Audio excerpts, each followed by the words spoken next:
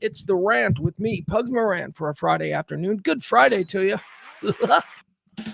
Live from the Kelly Moore Memorial Studios on the beautiful south side of Chicago, Burbank, if we're being specific. But, you know, it's all the same. Borders, the lines that man draws. Hi, here's what we do here.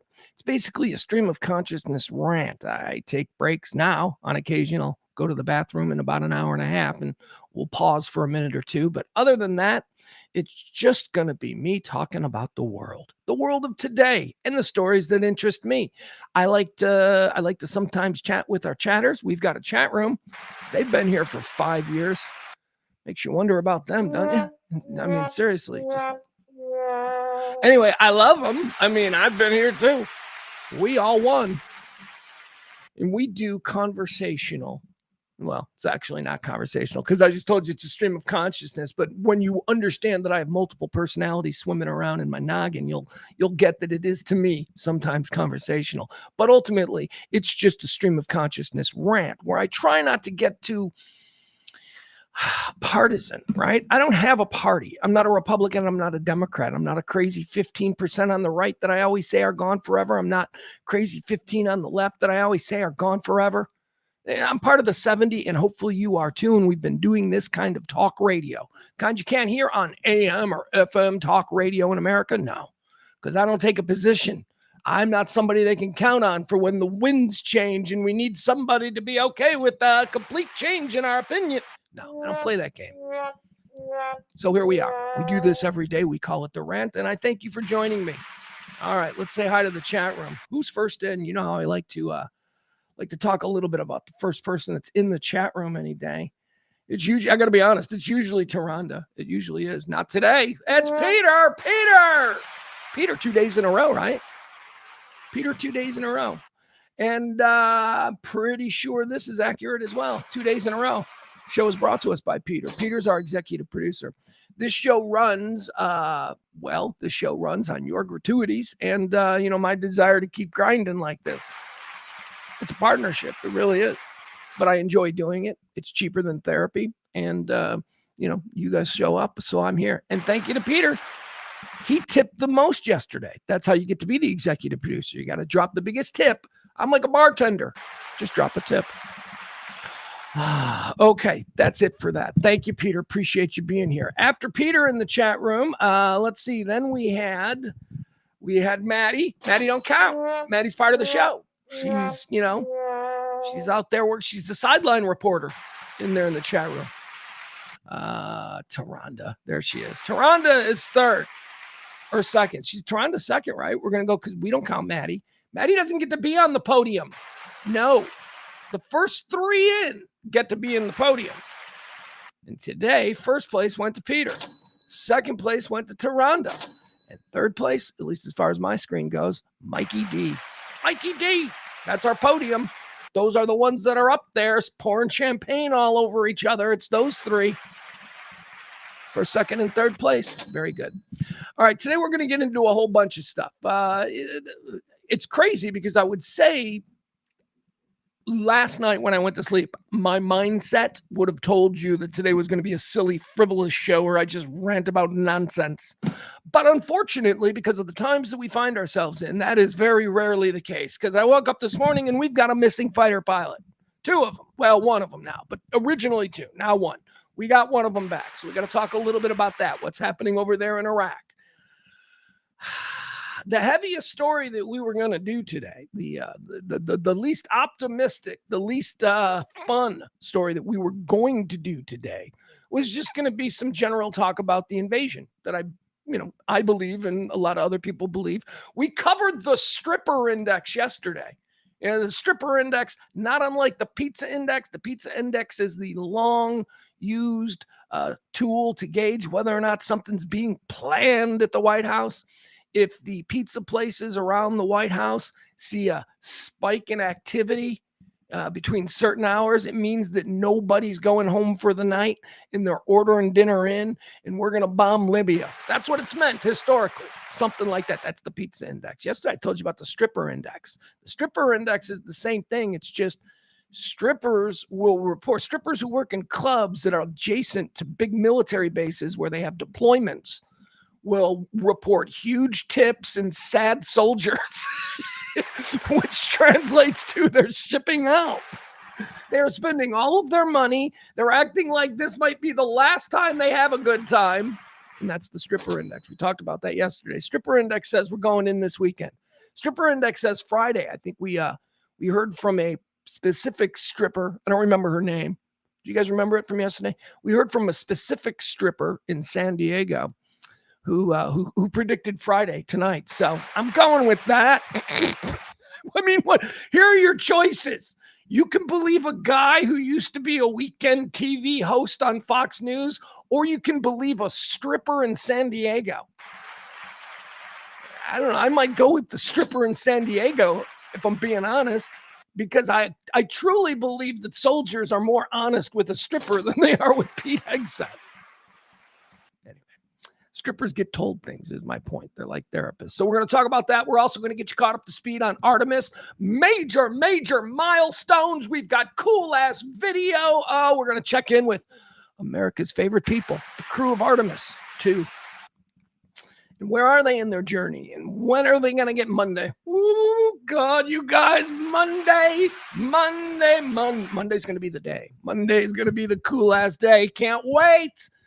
But we will get you caught up on what's happening right now with Artemis 2. Also, we got Tiger Woods' raw video. Tiger Woods got arrested about a week ago, right? Yeah, it was a week ago today. Got arrested, DUI, or not driving under the influence. Yeah, that's DUI. That doesn't have to specifically be alcohol. Okay, so I guess he got a DUI. I don't know, whatever. We all know Tiger Woods got in trouble. We've got footage of why and how he behaved. I'm going to say this.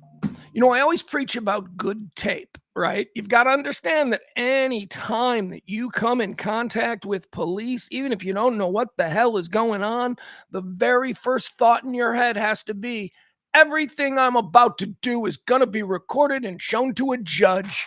Just know that every time you speak and act and interact with an officer, just know that in 2026, before you do anything, just know everything I'm doing right now and everything that I will do over the course of this interaction will be shown to a judge who will decide how much fucking money I owe or how long I go to jail.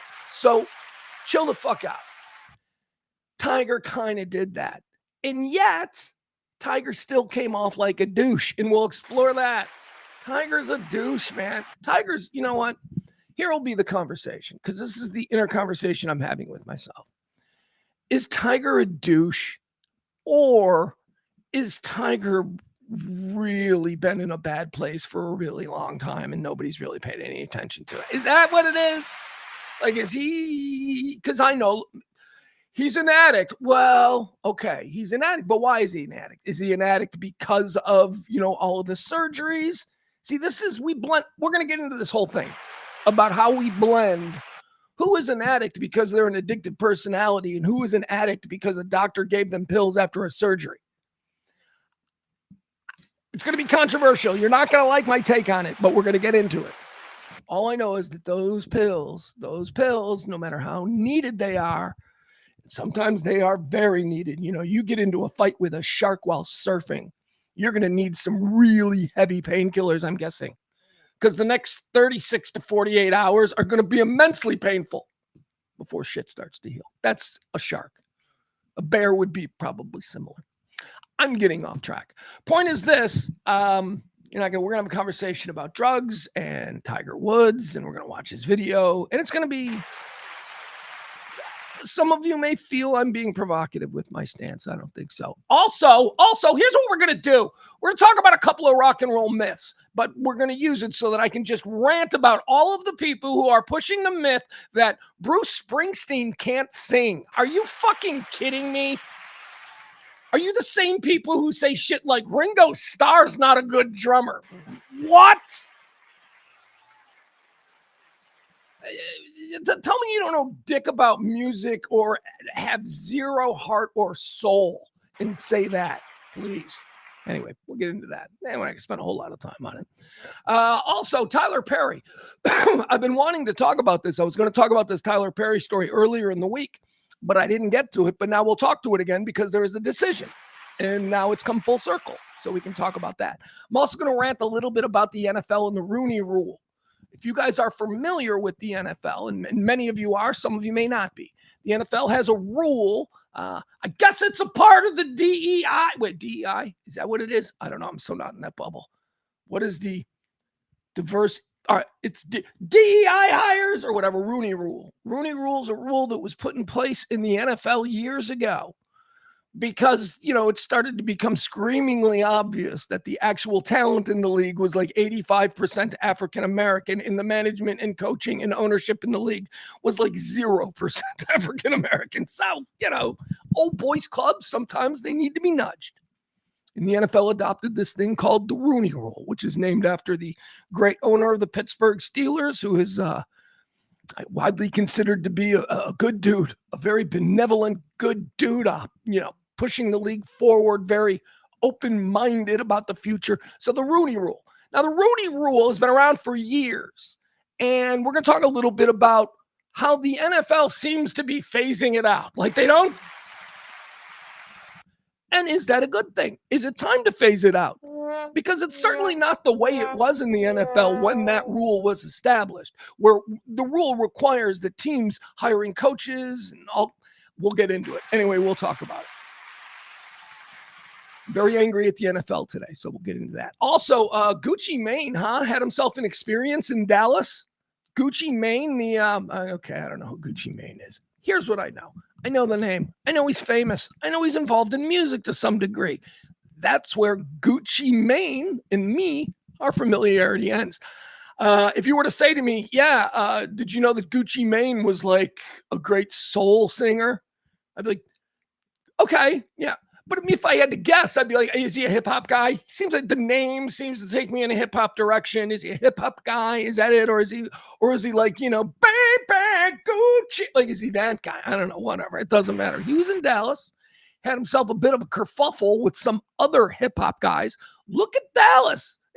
Dallas acting like it's South Central and Dallas acting like it's the Source Awards back in 98. Yeah, there was like a big hip-hop brouhaha in Dallas concerning Gucci Mane and somebody called Pooh Stain, and I don't know, there are a whole bunch of fun names. But it happened in Dallas, so we'll talk about that. What happened to Gucci Mane? What else do we have? Is Peter, he's our executive producer today, so I got a little segment for him. I just thought today would be the day that we should talk a little bit about the Final Four. It's Final Four weekend. How exciting. So I'm going to pick the Final Four. And I'm going to use my former partner Kelly's method of mascot versus mascot. That's right. We're going to pick the Final Four and the eventual champion based on Kelly's method of pitting mascots against mascots. I think all of these mascots are like animals and Indians, right?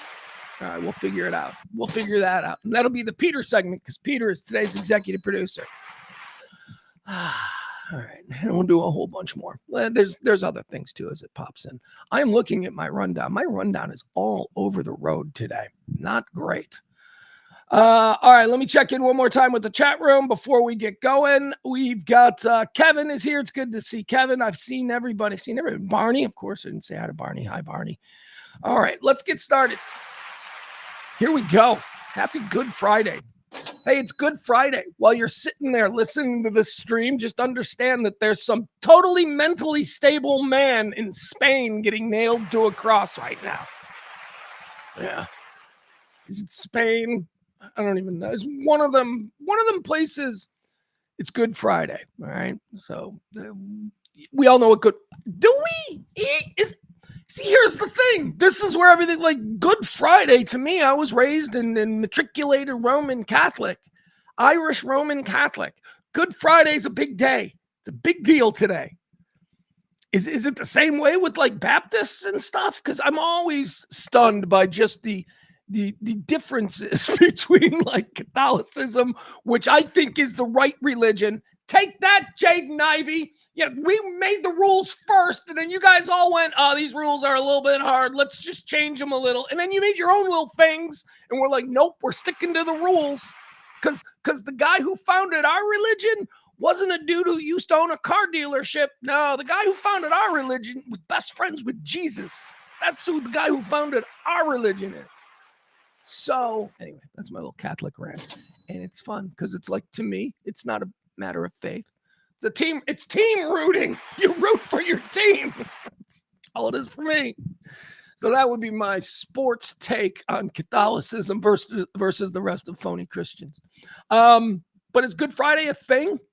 Like for you guys, I don't know that there are very many devout Southern Baptists or evangelicals that hang out in the chat room, but because Good Friday is a big thing. And in the Catholic religion, God, we're weird. Hey, whatever.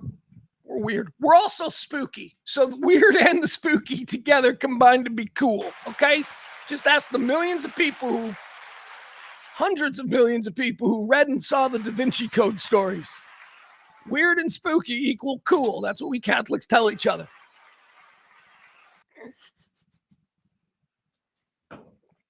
So there's this ritual, this Good Friday ritual that happens where a dude like gets himself nailed to a cross. Oh, fine.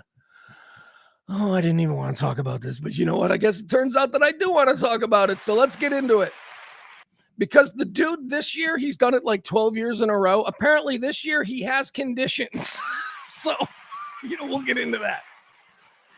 Yeah. So there's a Catholic dude somewhere. He's been doing this every year. I mean, ever since I'm a little kid, I remember hearing about somebody doing this. They're so Catholic, they reenact the crucifixion. And literally there's a dude who's like, I'll get nailed to the cross. I'll get whipped. I'll wear the crown of thorns. That guy's not okay. That guy's not okay. I'm sorry, that guy's not okay. Now, religion is beautiful. Maybe it's what's making him, not a horrible. But still, he's man nailed to the cross for the 37th consecutive year.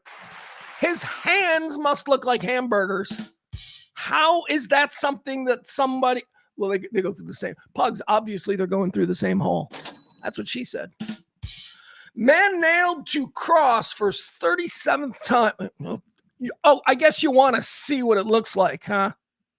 Because this is totally not insane. This is normal.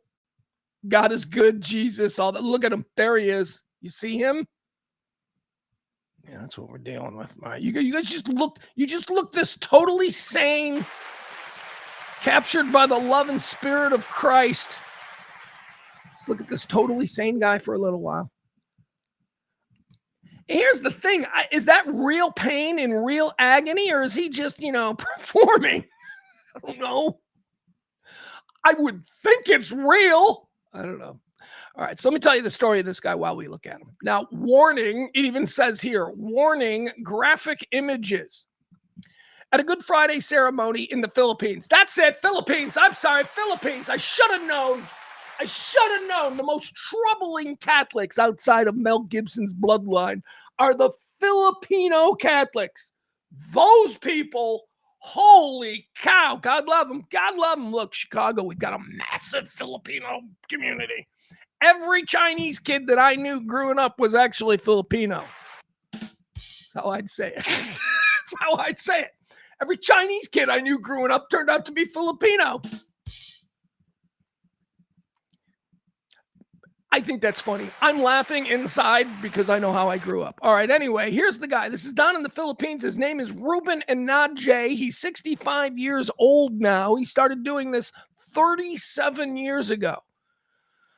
It says here he was crucified this year for the final time. What? Don't do us any favors, Ruben. That was his name, right, Ruben? The final time? Isn't that weird? That's like, you would think like on time 15? Sure you're okay with this, Ruben? Oh, yeah, I'm going to do this for years. And they're just like pounding into his skin. But now this year, it's like, how you feel for next year, Ruben? This is it. Are you sure you want to do it, Ruben? Oh, yeah, cray, power of God, Jesus compels me. Yeah, I definitely want to do this again. 37 times. He's like, this is it. He's so devout. I mean, You know, like I said, his hands are probably a hamburger. He's done it for 37 years in a row in a ceremony that's intended to portray Jesus' suffering. See, that's where we differ. I get it.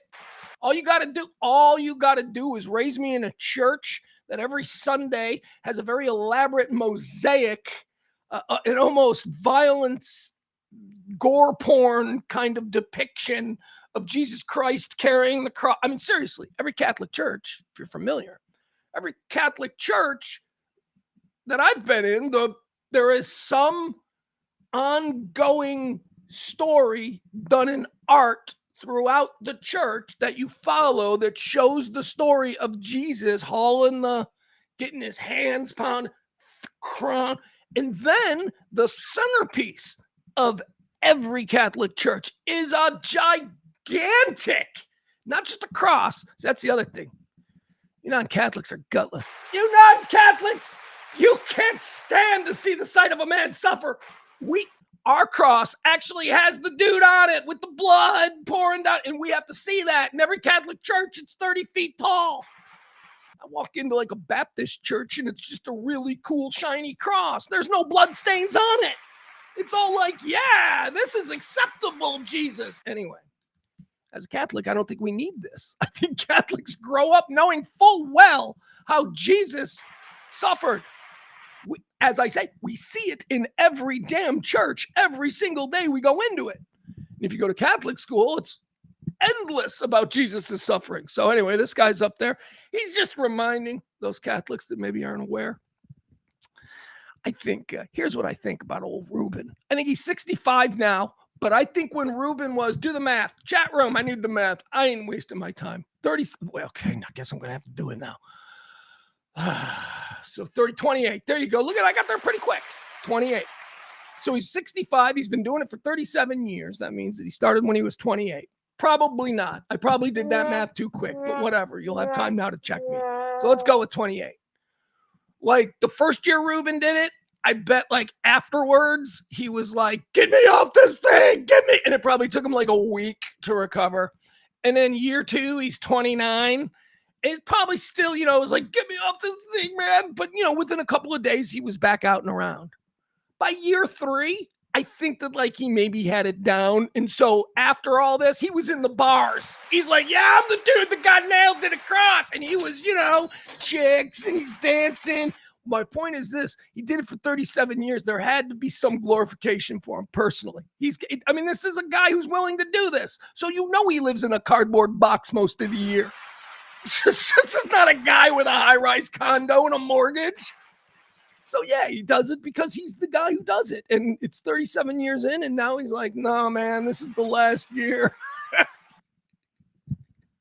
He had conditions. No whipping this year. No whipping. He's like, all right, I'll do it. He's so committed. He's done it for 37 years in a row. And this is going to be his final year, sadly, not because he doesn't want to do it anymore. No whipping. He's like, fine, I'll do it. Can we just not do the whipping this year? That's like part of the negotiation. They probably came to him. They said, Reuben, they're knocking on his cardboard box. Probably started this back in November. Reuben, because they would need time to go find somebody else to be the new Reuben. Reuben, it's us, the guys who nail you to the cross every year for the last 36 years. Reuben's not here. Yeah, they went into a whole Cheech and Chong, Dave's not here bit for a while. And then in the negotiation, he's like, I don't want to do it anymore. And they're like, Reuben, come on, man. Everybody thinks you're so cool. You're Reuben, the Jesus guy.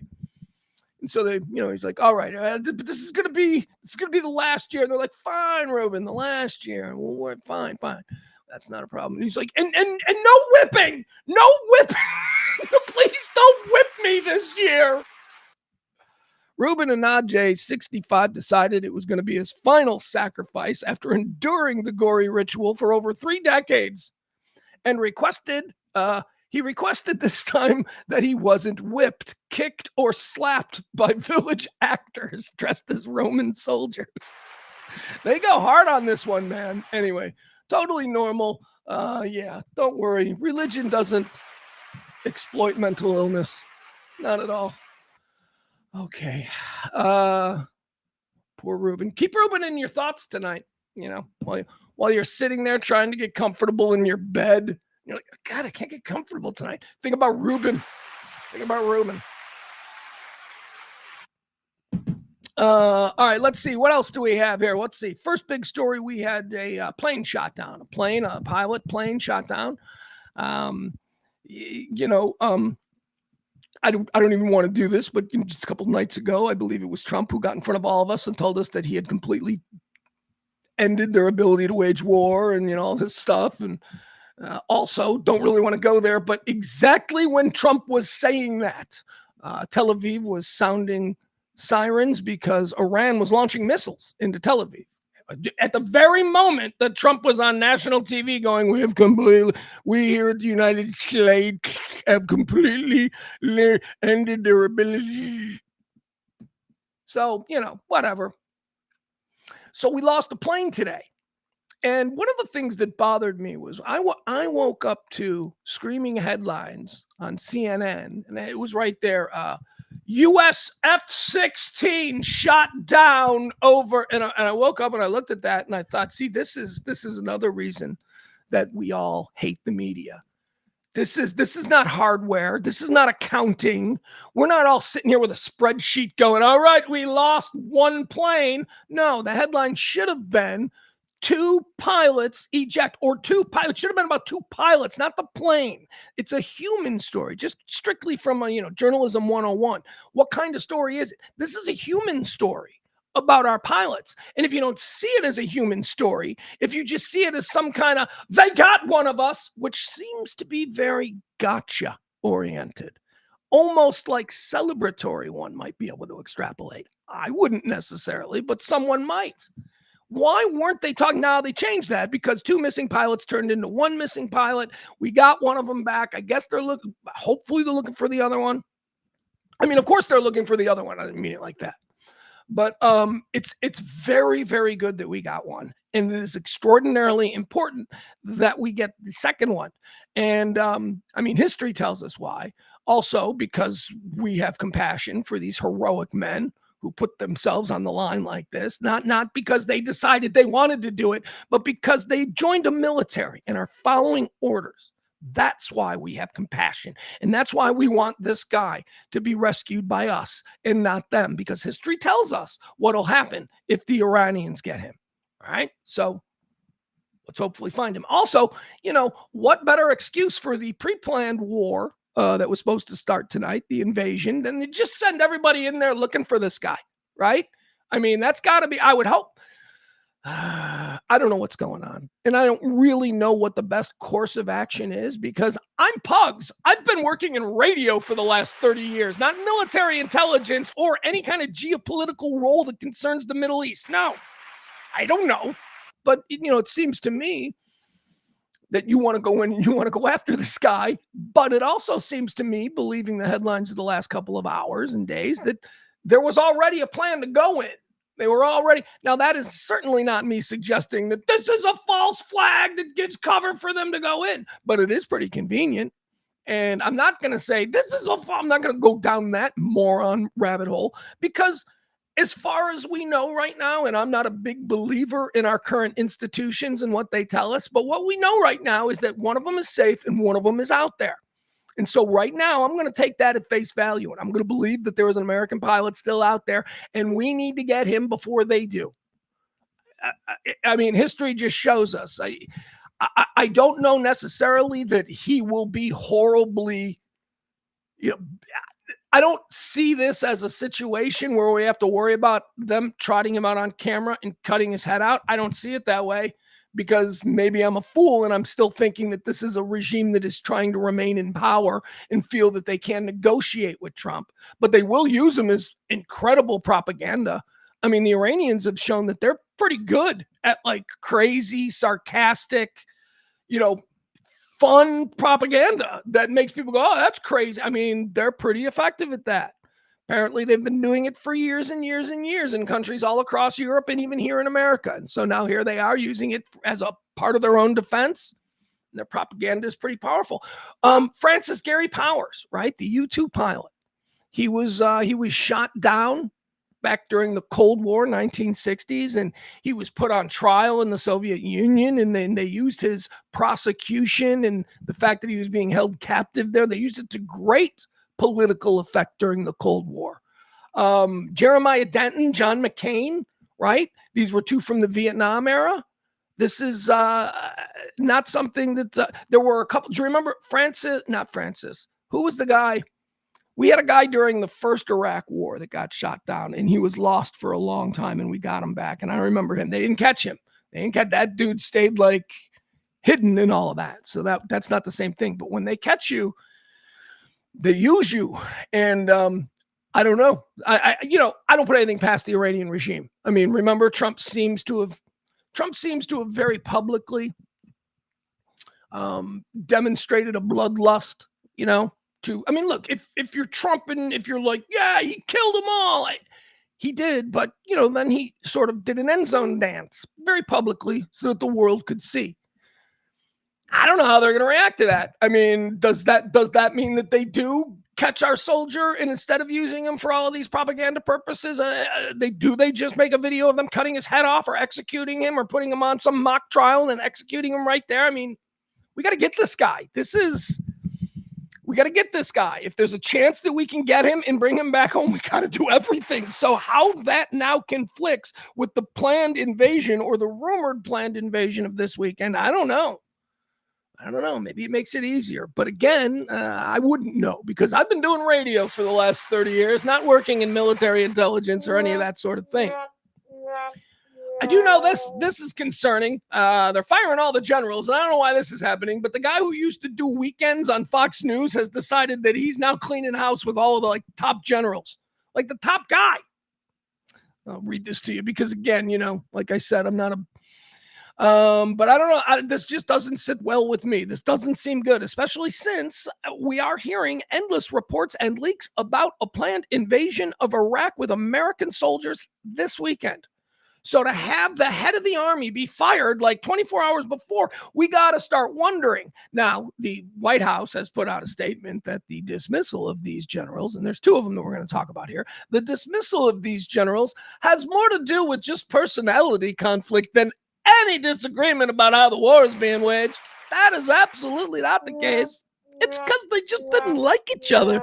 Yes, that is why, like a full bird fucking admiral and a colonel or a general, guys that have been in the military for 50 years who are part of the Joint Chiefs, one of them runs the army. Yeah, that's why they give up everything and leave. That's it, because they just didn't like the guy. No. They're fucking fighting. There's a civil war going on inside our military on the eve of what is could be the first large-scale American invasion since God only knows when. The first Iraq war? The second Afghanistan? How big was that one? I don't know. We're invading a country possibly this weekend, and it seems like nobody at the top of our military can get along. Hegseth's wartime firing of top generals stuns officials. This is insane. The ouster of Army Chief of Staff General Randy George, and Army General David Hodney, I think I'm pronouncing that right, blindsided military leaders and have generated concern among defense officials about the implications for the war in Iran and the longer-term adoption of new tech and tactics. Well, we heard it in the speech. In 2 or 3 weeks, Trump's just going to end the war. What do we need generals for? It sounds like it's on cruise control. We're 2 or 3 weeks going to be over. We won already. I mean, we're just going to wait 2 or 3 weeks, and then it's over. I mean, George's dismissal was motivated by clashing personalities and not disagreements over where the army is headed, according to White House officials. Well, of course not, because that would be a bad story. If the story came out that the general and Hegseth are fighting because the general's like, you don't know what the fuck you're doing, and Hegseth is like, I'm your boss, you're fired. If that's the story, that's not a good story. But if it's just, I hate the way you stir your coffee, like little bitches, like chicks, real alpha male behavior here. I just can't be around her anymore. I don't like her personality. We're in the middle of a fucking war. That ain't the reason. That is such nonsense. One official described these firings during a war as insane. Hodney was late last year put in charge of Transformation and Training Command, meant to accelerate the service's tech development and deployment. The organization was birthed from the Army Transformation Initiative, which George helped lead. This doesn't feel like a very strong, self-assured decision, one of the officials said of Hegseth's surprising move.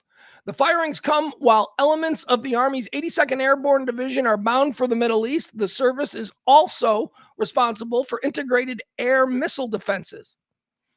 Here's a quote. Here's a 4-star general who is actively working to get equipment and people into a theater to protect U.S. forces, and you fire him in the middle of a war? A third U.S. official later told Axios. All right, so we're firing people. I don't know. I'm not going to get all pearl clutchy over it. I'm just going to go, yeah, that tracks. That totally tracks.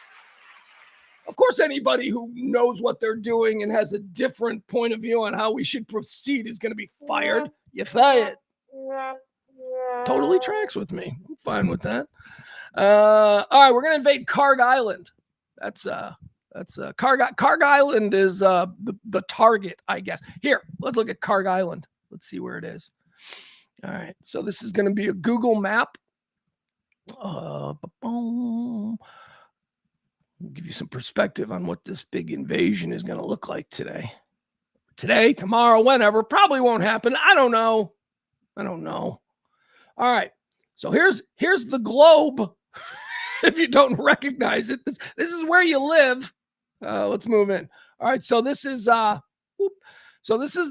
the Strait of Hormuz, right? The highly contested, the much talked about Strait of Hormuz, where the standoff is. So in this area here, this is where we got the backlog of all the oil ships. Because you see all the oil ships come into Kuwait and they fill up in Saudi Arabia and they get all the oil and then they head out into the open sea. But first they must navigate the difficult Strait of Hormuz. So this is why all of our gas prices are so high, because these ships are not moving freely through I would call it a kneecap, but these ships are not moving freely through the Strait of Hormuz. Now, right here, see where this red thing is?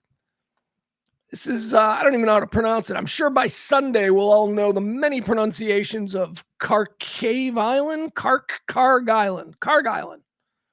God, doesn't that sound like a bad science fiction movie from HBO in the 80s? Battle for Karg Island. All right, so this is, as you can see, this place is right off the coast of Iran. So this is all Iran. This is all Iran over here. This is the Karg. It's kind of high up, all right? So it's way up in here, and it's right off the coast. So we're going to take Karg Island. Now, why are we taking Karg Island? Because it has been reported widely that if we do that, that's going to bring this Iranian regime to their knees, because this is where all their oil is and all their power and all that kind of stuff. So, okay, I mean, that to me, again, a layman, sounds like a fairly practical military plan. Let's stop their ability to, ship oil or whatever. Okay, so that's what we're doing. So this is the target apparently today. Let's take a look at what Karg Island looks like. All right. See, it's all oil refineries. See? That's all. We're going to take all of their ability, we're going to close their bank accounts. That's what we're going to do. Here's the problem, okay? Now, what you just heard from me there over the last 90 minutes was the attitude of just an American, a big dumb American who's like, we got the dumbest people and the unhealthiest old folks, but we got bombs and we're going to use them. All right, so that's kind of the attitude that I just shared with you. Here's the reality, and this is the reason that, maybe some military guys are like, no! The taking of Karg Island is, again, just stuff that I've been listening to. The taking of Karg Island is the of this whole thing. Like, it's duh. No kidding. You're going to take Karg Island. Duh. Why didn't you take it? That seems like the thing you should have taken. Well, maybe this is the taking it first. So, because of that, there are a lot of people, military experts, who are like, we should probably not just rush into Carg Island. They know that this is a place that we're going to come to. You don't think this whole place is booby trapped? You don't think that whole fucking place is just waiting for American soldiers to come in, flying the flag, going, yeah, and then someone will hit a button and the entire fucking island will detonate, killing thousands of soldiers? I mean, come on. That's what a lot of people are saying. They're saying that this Carg Island thing, it's not like some great military secret. This is like the kind of thing that people fear. Stephen Miller said to Trump, hey, if we stop their ability to produce oil, and by the way, it's all on one island, that's pretty dangerous for them, Mr. President. We should just take that island. We could kick that island's ass. And Trump's like, yeah, we could. And Stephen Miller's like, let's do it. And now we're doing it. And the generals are like, we shouldn't just do it like that. And they're like, you're fired. That's what I think is going on. Anyway, stay tuned. Carg Island. Or not. I don't know. But that's what everybody's saying. That's what the stripper index says. All right. Let's see here. We'll do a Barney. I know Barney's a big military guy. General George slurps his coffee. He had to go. I don't know what that means. But I still like Barney. Mama B is in the chat room. Hi, Mama B. Welcome to the show this Friday, this Good Friday. She's Lutheran. No Christ on our cross. Yeah, I don't think, look, Catholics are the only ones who do the real gory stuff. Like, never forget. Give us your money. He suffered. Look at him. And then you gotta look at this beautiful man. And he's, Catholic Church also. They did him right. They did. Jesus would be happy. Catholic Church all make Jesus look real fit. Real, like, abs and shit. Like, he's sexy. Sexy, porn, bloody, weird, violent Jesus. Hanging there up on the cross. And that's the other thing. He's like, some of them he's like slumping. Like some of them it's like almost like they got a dummy up there, but it's usually like plaster. It's a carve. It's a beautiful thing. But sometimes he's like slumping and the arms are, and sometimes just the actual crucifix just looks so painful. Other ones, he's just very proper. He's like, I can't. All right, we're just doing this. But some of them you can like really feel the agony dripping. And they make you stare at that every Sunday. Just stare at it. Okay. I produced the Da Vinci Code, so that's great. And what did we learn earlier today on this Good Friday about Catholics? That weird and spooky equal cool. Because of the Da Vinci Code. Weird and spooky equal cool. All right. I wanted to show you this. We're gonna later in the show, we're gonna go through the Tiger Woods. Tiger Woods, he got busted, right? Driving while jacked up. He hit a lawn maintenance trailer.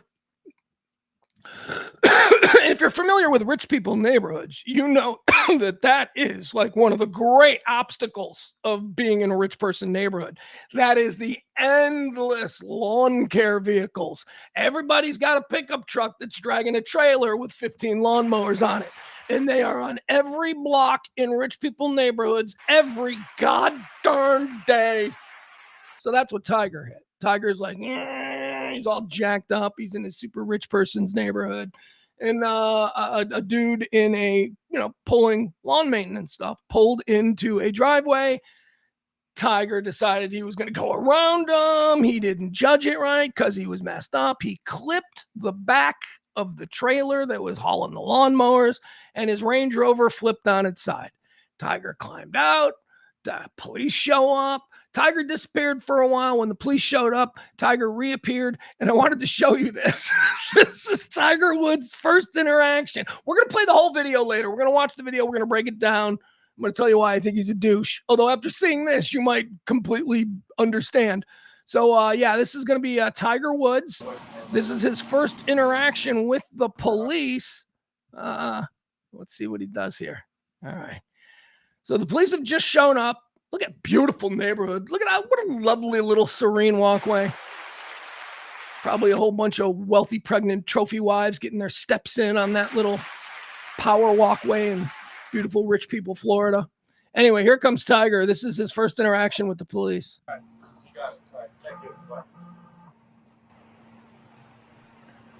Say again? Just keep you down here with us, please. Yeah, I was just talking to the president. Try to get away from him.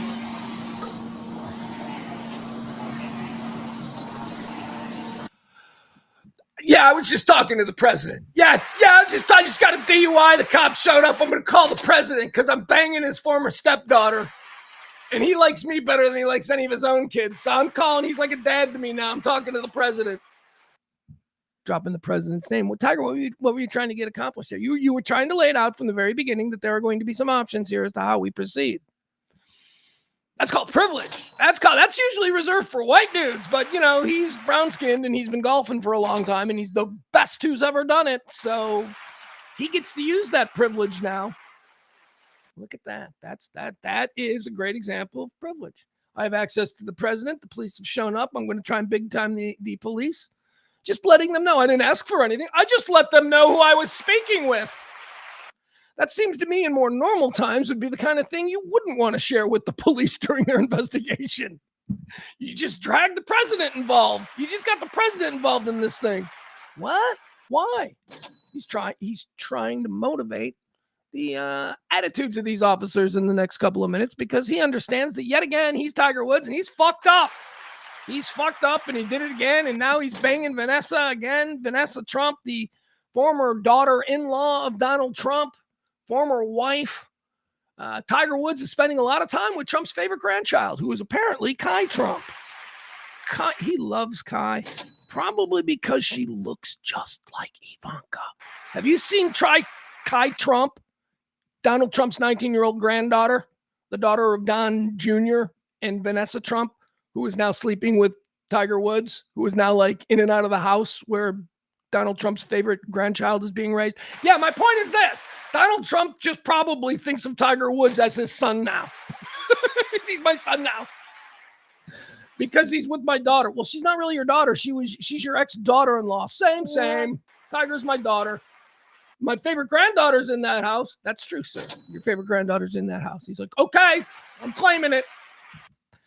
Anyway, Tiger Woods. Here he is one more time. I'm just talking to the president, officer. All right. You got it. All right. Thank you. Bye. And he's like, all right, you got it. Thank you. Bye. He puts it in his pocket. I was just talking to the president. Do you think he really was? Or was this one of them? Was he trying to remind? If the police weren't aware that Tiger has recently started dating Vanessa Trump, the former daughter-in-law of the president of the United States. And, also Tiger Woods, maybe you're not aware of this either, longtime friends with Donald Trump. So, but do you think it's real? Do you think he's really talking? Or is he just doing that performative thing where he's like, yeah, I was just talking, trying to impress? I don't know. Let's see. Is Tiger Woods that?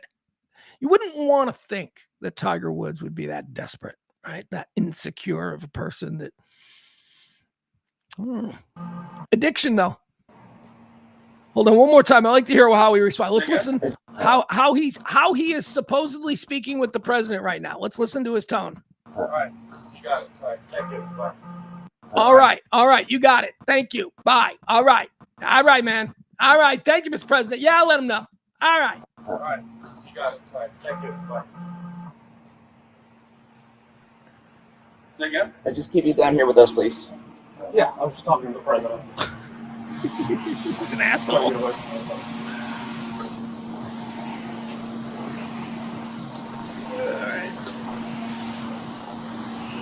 All right. Yeah, Tiger Woods, I guess, is kind of an asshole. I don't know. I'm just talking to the president. Shut up, man. You're on pills again. I mean, I'm like, all right, if I was king, I'd be like, man, Tiger, look, there's not, you're Tiger Woods. Everybody, first of all, you should be driving around if you're taking pills, okay? You're taking pills, you can afford to pay somebody to drive you around. I get it. You like the independence of having your own car. You don't like people to know exactly what your business is, especially since, Tiger, you've displayed a long history of, I don't know, picking up Hooters waitresses and banging porn stars. So I can understand why you probably like to have your alone time in your car, but you can't mix that and the pain management. If the pain is at a point where you need to take a pill, Tiger, you need to stay on the couch, okay? They have escorts that'll come to you, although that's probably not good. because they'll just narc. Anyway, Tiger, you gotta make better decisions here, man. We'll go through more of that tape later in the show today. Let's do an Artemis 2 update. Artemis 2, my friends. Oh, man's return to the moon. So the big milestone yesterday that we needed to clear was happened about 5:30 or so. The translunar injection. So what is this? So Artemis 2 took off 2 days ago now from Florida. It went up. Artemis 2's goal is to circle the moon and then come back with people. Yeah, they got people on it. So Artemis 2 2 days ago, it launched, and then for the first 24 hours, it just drove around the parking lot being Earth orbit. And then it became high Earth orbit, and then they were still in our area. Again, what were they doing? They were looking for that check engine light. This is a new spaceship. They just want to drive it a little bit before they commit to deep space, and they want to make sure that there's no, they want to make sure the wipers work, the turn signals are good. So they do that for 24 hours. They fly around. Yesterday was the point where they had to decide, all right, are we going to bring this in because of that rattle that we're hearing coming out of the back axle, or are we going to go for it? Are we going to say that rattle is nothing and we're going to go for it? That point was called translunar injection, and it's where the ship would make its whip around the Earth. It would get perfectly lined up with the moon, and then we fire them badass rockets. We go lunar moon burn. 6 minutes worth. It was a rousing success. Everything about this mission has been a rousing success. So let's get us caught up. As of Friday, April 3rd, the Artemis 2 crew is currently on day 3 while hurtling through space on a direct course for the moon. Following a successful launch on April the 1st, the 4 astronauts, Reed Wiseman, Victor Glover, Christina Koch, and Jeremy Hansen have officially left Earth's orbit, which is huge. We ain't done that since the 70s. All right. Have officially left Earth's orbit and are now farther from our planet than any humans have traveled since 1972. We're going. We are going. And on Monday, that's when we will have gone farther than any human being has ever gone into deep space. We're going to set records. We're setting records. Distance from Earth, they are currently about 84,000 miles and increasing. From Earth, their distance to the moon is 173,000 miles and decreasing. I don't think we needed the increasing and decreasing. We get that. What are they going to be doing today? Oh, how fast are they going? They're traveling at approximately 4,417 miles per hour. That explains the hurtling towards the moon. What are they doing today? Let's see. Today's activity, the crew is shifting focus from driving the spacecraft to scientific and medical testing. This includes practicing zero gravity CPR. They're going to make out in space. They're going to do. They're just going to go up there. You guys make it out? We're practicing CPR. Testing exercise equipment like the onboard flywheel and evaluating emergency communication system. All right, sounds like a very boring day in space for them. The crew is scheduled to reach the moon for their historic flyby on Monday, April 6th, 2026. During this day 6 milestone, they will pass between 4,000 and 6,000 miles from the lunar surface, specifically targeting observations of the lunar far side. I'm such a geek here. All right. So concerning yesterday's translunar injection, TLI, the mission's most critical maneuver, the translunar injection, was successful, completed yesterday evening. Okay, very good. The burn began at 7:49. Okay, so I guess that's 6:49 our time. The burn began at 6:49 Central Standard Time and lasted for 5 minutes and 52 seconds. Woo, baby, burn for the moon. How very exciting. All right, let's look. Let's see. Do we have any? Let's see if we got any cool videos. You know what we'll do? We'll just pull up the latest. See what's going on Twitter. Let's try and ignore the stupid stuff, shall we? All right, let's see here. Artemis 2. Let's see. All right, what is that? Look at that. That's a picture from Artemis 2 of us. We're so jaded. We're so jaded. We all grew up with pictures of the big blue marble. We all grew up with this. You know who didn't? My parents, my mom, my grandparents. None of them ever saw this. And now we see it all the time and we take it for granted. Like, oh yeah, big deal. You see pictures of Earth all the time. All right, but there are people that are still alive who didn't. There are people who still alive went, wow. And so, stow your cynicism. You missed out on the moment. You missed out on the moment where you were like, wow, we had never seen the Earth before, and it really does look like a marble. People suck. All right, let's see. We got an interview here with the crew. Let's check in with the crew and see what they're getting into. What does sleeping even look like? Hold on. Well, that's a really interesting question. How is it that you take a nap in there? What does sleeping even look like?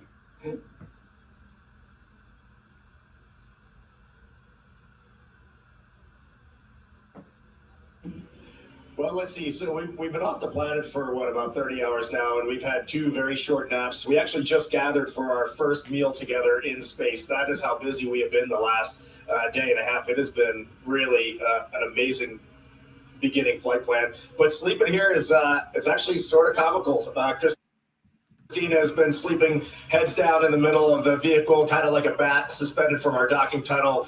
Victor's been up where Jeremy is right now. He's got a nice little nook wedged in there. And then Jeremy has been stretched out on seat 1, and I've been sleeping under the displays just in case anything goes wrong. It's more comfortable than you would think, and it's nice. It's nice to sleep. What must sleeping in zero gravity feel like? I mean, we are so accustomed to sleeping with gravity, where our body is on a mattress and we require some form of padding between our body and the pulls of gravity. So it's a mattress, and we sleep. Our sleep habits are very important, especially to me. I sleep in a certain way. Like, how would that work in zero gravity? The chick is sleeping like a bat. She's just hanging. She's like hanging from the ceiling. What does that do to your blood? What happens to your blood? I'm so confused. All right, let's. Weightlessness again. Every time I was dozing off last night, I had that image that I was tripping off a curb and I was waking myself up. So my body's getting reacclimated. It's been a few years since I've been up. Oh, isn't that a great way? Oh my God, isn't that a great way to sort of explain it to me? Because I totally get that now. So I just asked, I said, what's it must be like? What's that phenomena? What's that feeling when we're so used to sleeping with gravity to suddenly be exhausted and be falling asleep with zero gravity? Well, he just explained it. He said that it feels like sleeping with zero gravity. It feels like that phenomena of when you just are about to nod off and then you have some sort of like fantasy of falling off a cliff or something. That's a great way of putting it. That would be awful. Imagine that happens to you 20 times a night.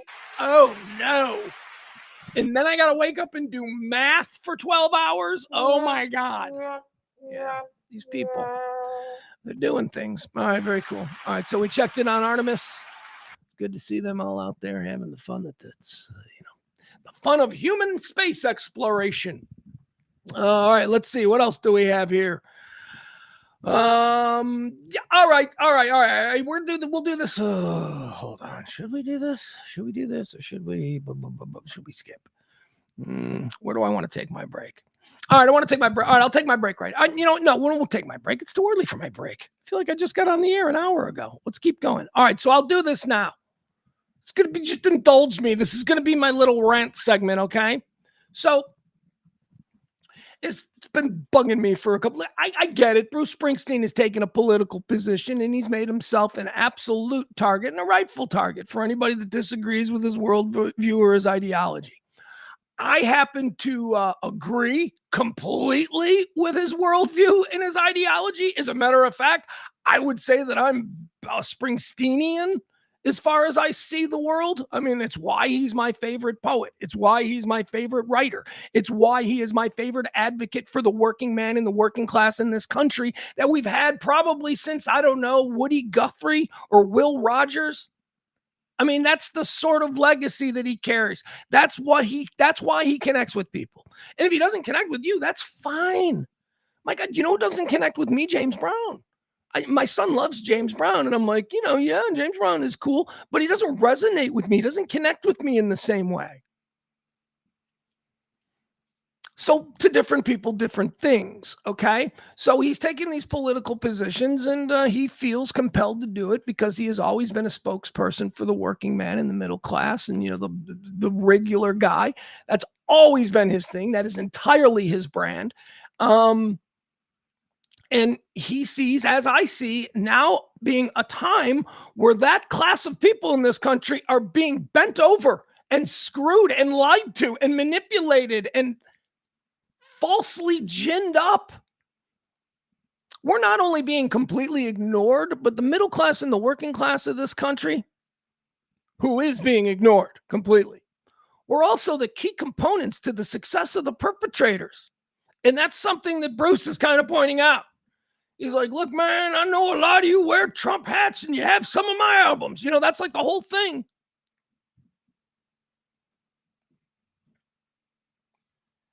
But Bruce has never strayed from that. Bruce has never not had that message. Anyway, all right, so here's the argument, though. This is what I'm pissed off about. Donald Trump said a whole bunch of things about Bruce Springsteen yesterday. He said he looks like a prune. Okay, he's getting older. But he's fucking ripped and shit, man. I mean, Bruce looks like a prune the way RFK Jr. looks like a prune. Let's be honest. And Donald Trump would love to look like RFK Jr. So once again, that insult is projection. Bruce looks good, man. I'm sorry. Bruce is like 70-something years old. He looks good. He's in really good shape. So say what you will. He's only like 2 years younger than Trump, and Trump is an absolute mudslide of a human. And he's going to be like, shut up, old prune. Then the plastic surgery thing. He also got bad plastic surgery. That's been going around now, and it's pretty, among the Springsteen community, we're all like, he didn't have plastic surgery. Bruce didn't have plastic. That's not a thing that anybody ever noticed. Because let me tell you, the Bruce Springsteen community, they notice every little thing. They stay on him. I mean, Springsteen Twitter is a thing, man, especially now. I'd also like to point out that he has never in his history ever been a jerk to anyone publicly. And yet he's being demonized. Once again, you're being asked to totally hate and demonize a guy that you never in your life hated before. Before politics became a thing, you were always like, yeah, that guy's got my back. I appreciate you, boss. Thanks for speaking up, man. I mean, that was always his brand. And now all of a sudden, it's like the very same people. Fuck that guy. Libtard. Like he's living in the Hollywood Hills, going to dinner parties at Judd Apatow's house. That ain't Bruce. Bruce lives in a house in the woods, 5 miles from where he grew up in Freehold, New Jersey. He's never left. It's not him. You got him all wrong. And by the way, if you don't like his music, that's fine. I get that. It's not for everybody. Not everybody likes country. Not everybody likes, Midwest, blue collar rock. Not everybody likes that stuff. He's got a lot of elements of both of those things. But what he is, and maybe you don't like that kind of music, but boy, I'll tell you, if you like poetry, you should read a book of his poetry. You should read a book of his lyrics because they're amazing. I believe they're only brought to life with even more import because of what he does musically with them. But it's about Bruce's words and Bruce's messages and his artistry. He connects with me. He doesn't have to connect with you. Doesn't have to. But to say things that are just untrue, okay, so I started the show off today with the whole argument of, that really is the one that is bugging us Springsteen fans. This thing that he can't sing, which we've been hearing for a long time. Anybody who doesn't like Springsteen, the first thing they do is he can't sing. And, first of all, whether or not you can or can't sing, that's really relative, right? That is entirely dependent upon the person hearing it and how it's resonating with them and what it means to them. I think I said at the start of the show that two of the great rock and roll myths that I'm just so sick and tired of is that Ringo Starr is a bad drummer, which is you don't think how good the Beatles would be if they had a good drummer. I heard a guy say that once and I'm like, what? Pete Best was a better drummer. What? What? Pete Best was a kid in a garage playing drums. Ringo Starr was the most highly sought after studio drummer in London. But yeah, okay. They should have stayed with Pete because Pete was better. Anyway, that's one. That's one that's absolutely absurd. Ringo Starr's a bad drummer. Bruce Springsteen can't sing is the other. So I wanted to just, I just wanted to give you a couple of examples. First of all, as I say, whether or not someone can sing or not, that's relative, right? That just depends on how it hits you, how it resonates, and all of that kind of stuff. But I think one thing that we can all agree on is that Kelly Clarkson is one of the premier vocalists of the last 20 years. The original 25 years, maybe now, the original winner of American Idol. We all know that Kelly Clarkson has pipes and by everyone's estimation can sing. Let's see what she says about Bruce Springsteen. Want to be a great singer, or is it just something that either you have or you don't? It's a gift. I don't think that you can teach someone to hear notes, like, as far as like pitch, but I definitely am a believer. I have to be. I'm a far better singer at 41 than I was at 19. My range is better. My tone is better. Everything is better. That? Even songs are far easier for me to sing now. It's just it's a muscle, right? And it's if you don't use it, you lose it, right? So it's like I saw Tony Bennett once years ago. We were both at this benefit and I felt like I did a pretty good job on stage. And all the other singers did too. And then he got up there and I was like, I'm sorry, what? He was like 80 something and I was like offended. I was like, wait, what? And it was his voice. People think, oh, they're older, they sound different. I think sometimes if you're using it properly and you're constantly working something and you're like, I'm constantly singing. I'm into it. I'm writing. I'm on the talk show singing. I'm doing stuff all the time. I think if you're constantly using your gift and you're using it properly, man, you can develop such a beautiful roundness that you never have in your youth, or rarely do you have in your youth. And it just, his voice, he sounded incredible. And don't you think like Billy Joel too? Like Billy Joel sounds really good, and I'm amazed by that. Yeah, I mean, his how is he pulling soulfulness, that up? I feel like is even better with age. Like it's Maybe great. Bruce Springsteen too. Love Bruce Springsteen. I don't know if you know this song, but my favorite song is actually one that he's not singing huge and big on. I think it might be the one song in his career he sang in falsetto the entire time and that high sweet voice. And I think it's called Lift Me Up, but it's so good. He is underrated. I mean, not underrated. People think he's a huge star. Obviously, he's a huge star. I just mean he's underrated vocally, I think. I don't think people give him enough credit for being the just badass vocalist he is. All right, there you go. End of argument. Kelly Clarkson has called him a badass vocalist. I don't want to hear from people who haven't been moved by the way he sings The River or haven't been moved by the entirety of the Nebraska album. He has a style all his own, but if you're saying he can't sing, like he doesn't hit the notes properly or that he's off pitch or anything, you don't know what you're hearing because that's not true. You are reacting to the tone of his vocalizations. His vocalizations are on point and they're strong. You just don't like the gruffness or sometimes the way that he performatively changes his delivery to fit the character he's singing about. A great example of that is State Trooper. You listen to the song State Trooper. He is not singing this. He doesn't have one voice like Steve Perry from Journey. When you listen to the song State Trooper, he is singing it from the perspective of a person who looks in his rearview mirror and sees a cop is following him and now must decide, do I really want to kill this cop? Because if he pulls me over, he's going to die. And so the delivery is spooky and it's a little bit mumbly.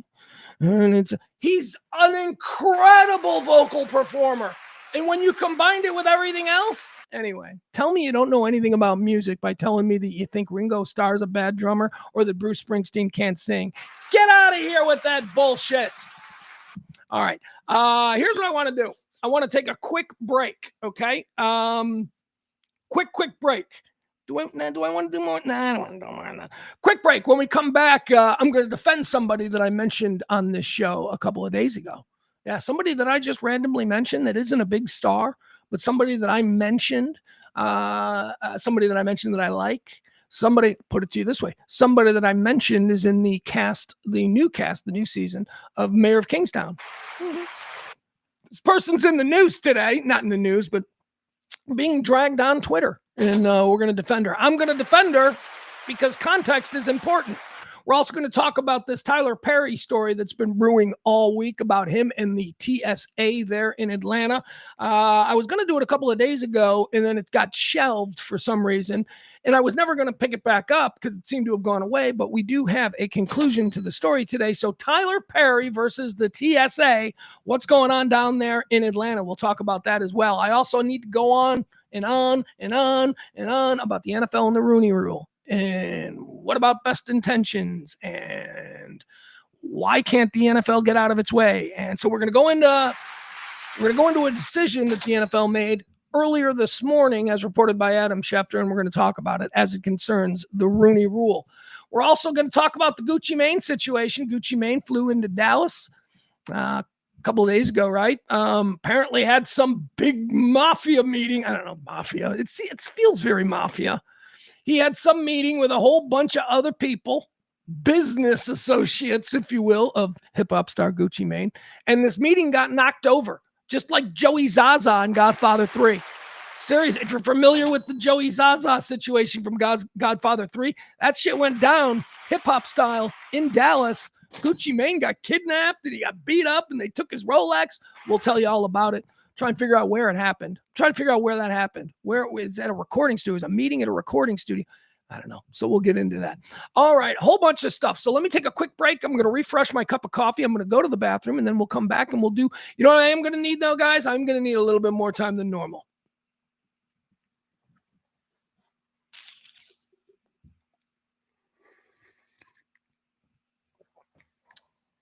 Told you I got to go to the bathroom. I'm just saying this time it might be a bit of a two-part project, if you know what I mean. So give me a little extra time.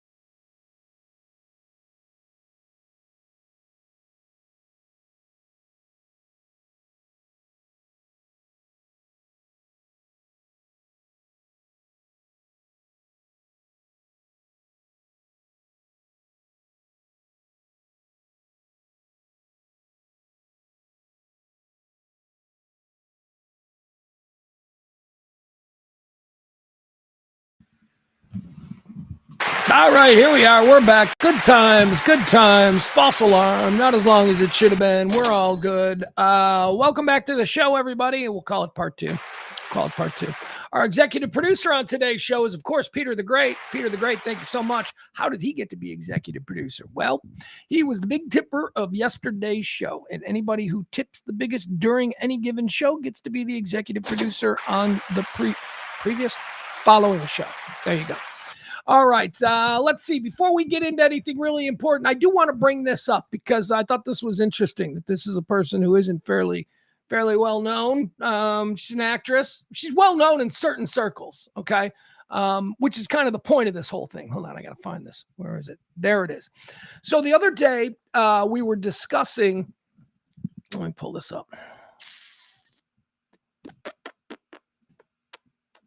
There are a lot of moving parts, I believe, in this clip that I'm about to show you.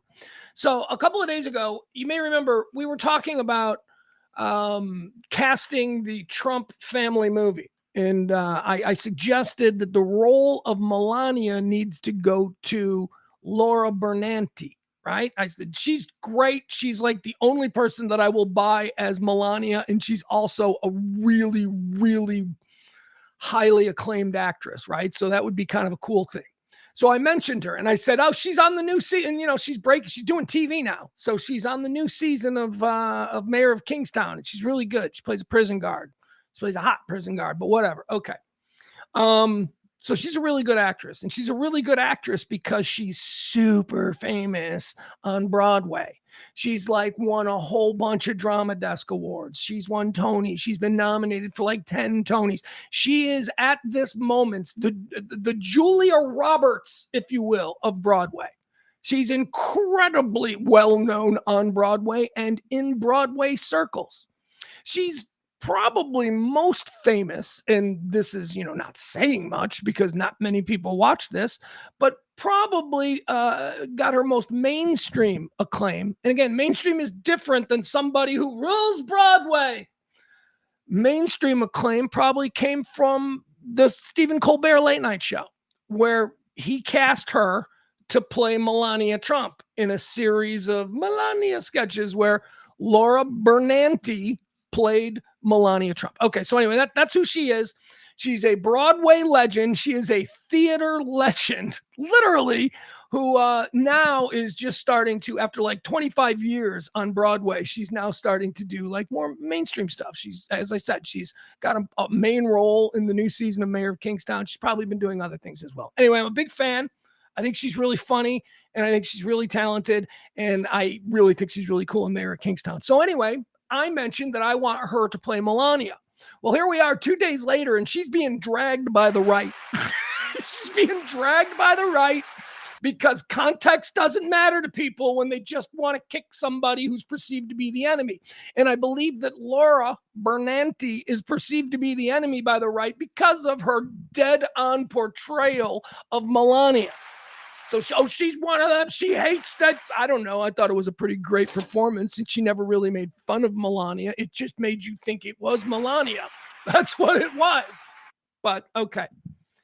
So apparently, Laura Bernanti was on a plane, all right? And she made one of these selfie videos while she was on a plane talking about who she was on the plane with. And now they're trying to use this to drag her on social media. Twitter, she's getting dragged, all that stuff. Instagram, I guess the same thing. But anyway, here, let me show you what it is. We'll let her explain it to you. And then I'll explain the context that they are leaving out. Context is being completely ignored in this thing. So let's just listen. Here she is. This is Laura Bernanti. She is an actress. She's a terrific actress. But as I said, she's the Julia Roberts of Broadway right now. She is like the A-list, big star on Broadway.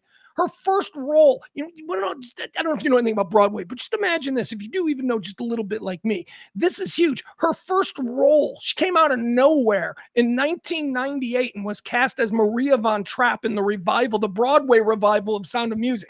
That's fucking huge. And that was 28 years ago. So she's been big in Broadway circles since then. Broadway. She's a theater god. Okay, so watch this. So I would say about 83% of people on this airplane are teenagers in a theater group. And not a single one of them recognized me.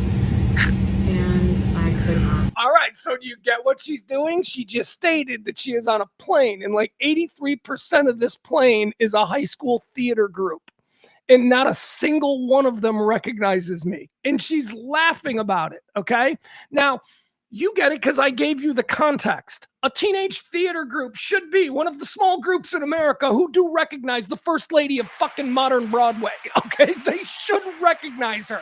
And that's her point. She's being silly. She's being funny. She's not being the way she's painted. The people who are putting this out there are trying to show her as an example of a narcissistic Hollywood person who's drunk with their own fame, and she's upset that she's not being recognized. They are leaving out the context that she's saying this. She's in the middle of a plane ride with a group of people who very, very well should know who she is. The whole point of this is that most people don't recognize me, but here I am on a plane filled with a bunch of theater kids. They should recognize me. All right, so let's watch it again. And then we'll let her finish too. So I would say about 83% of people on this airplane are teenagers in a theater group. And not a single one of them recognized me. And I could not tolerate that, obviously. So I said, are you guys part of a theater group?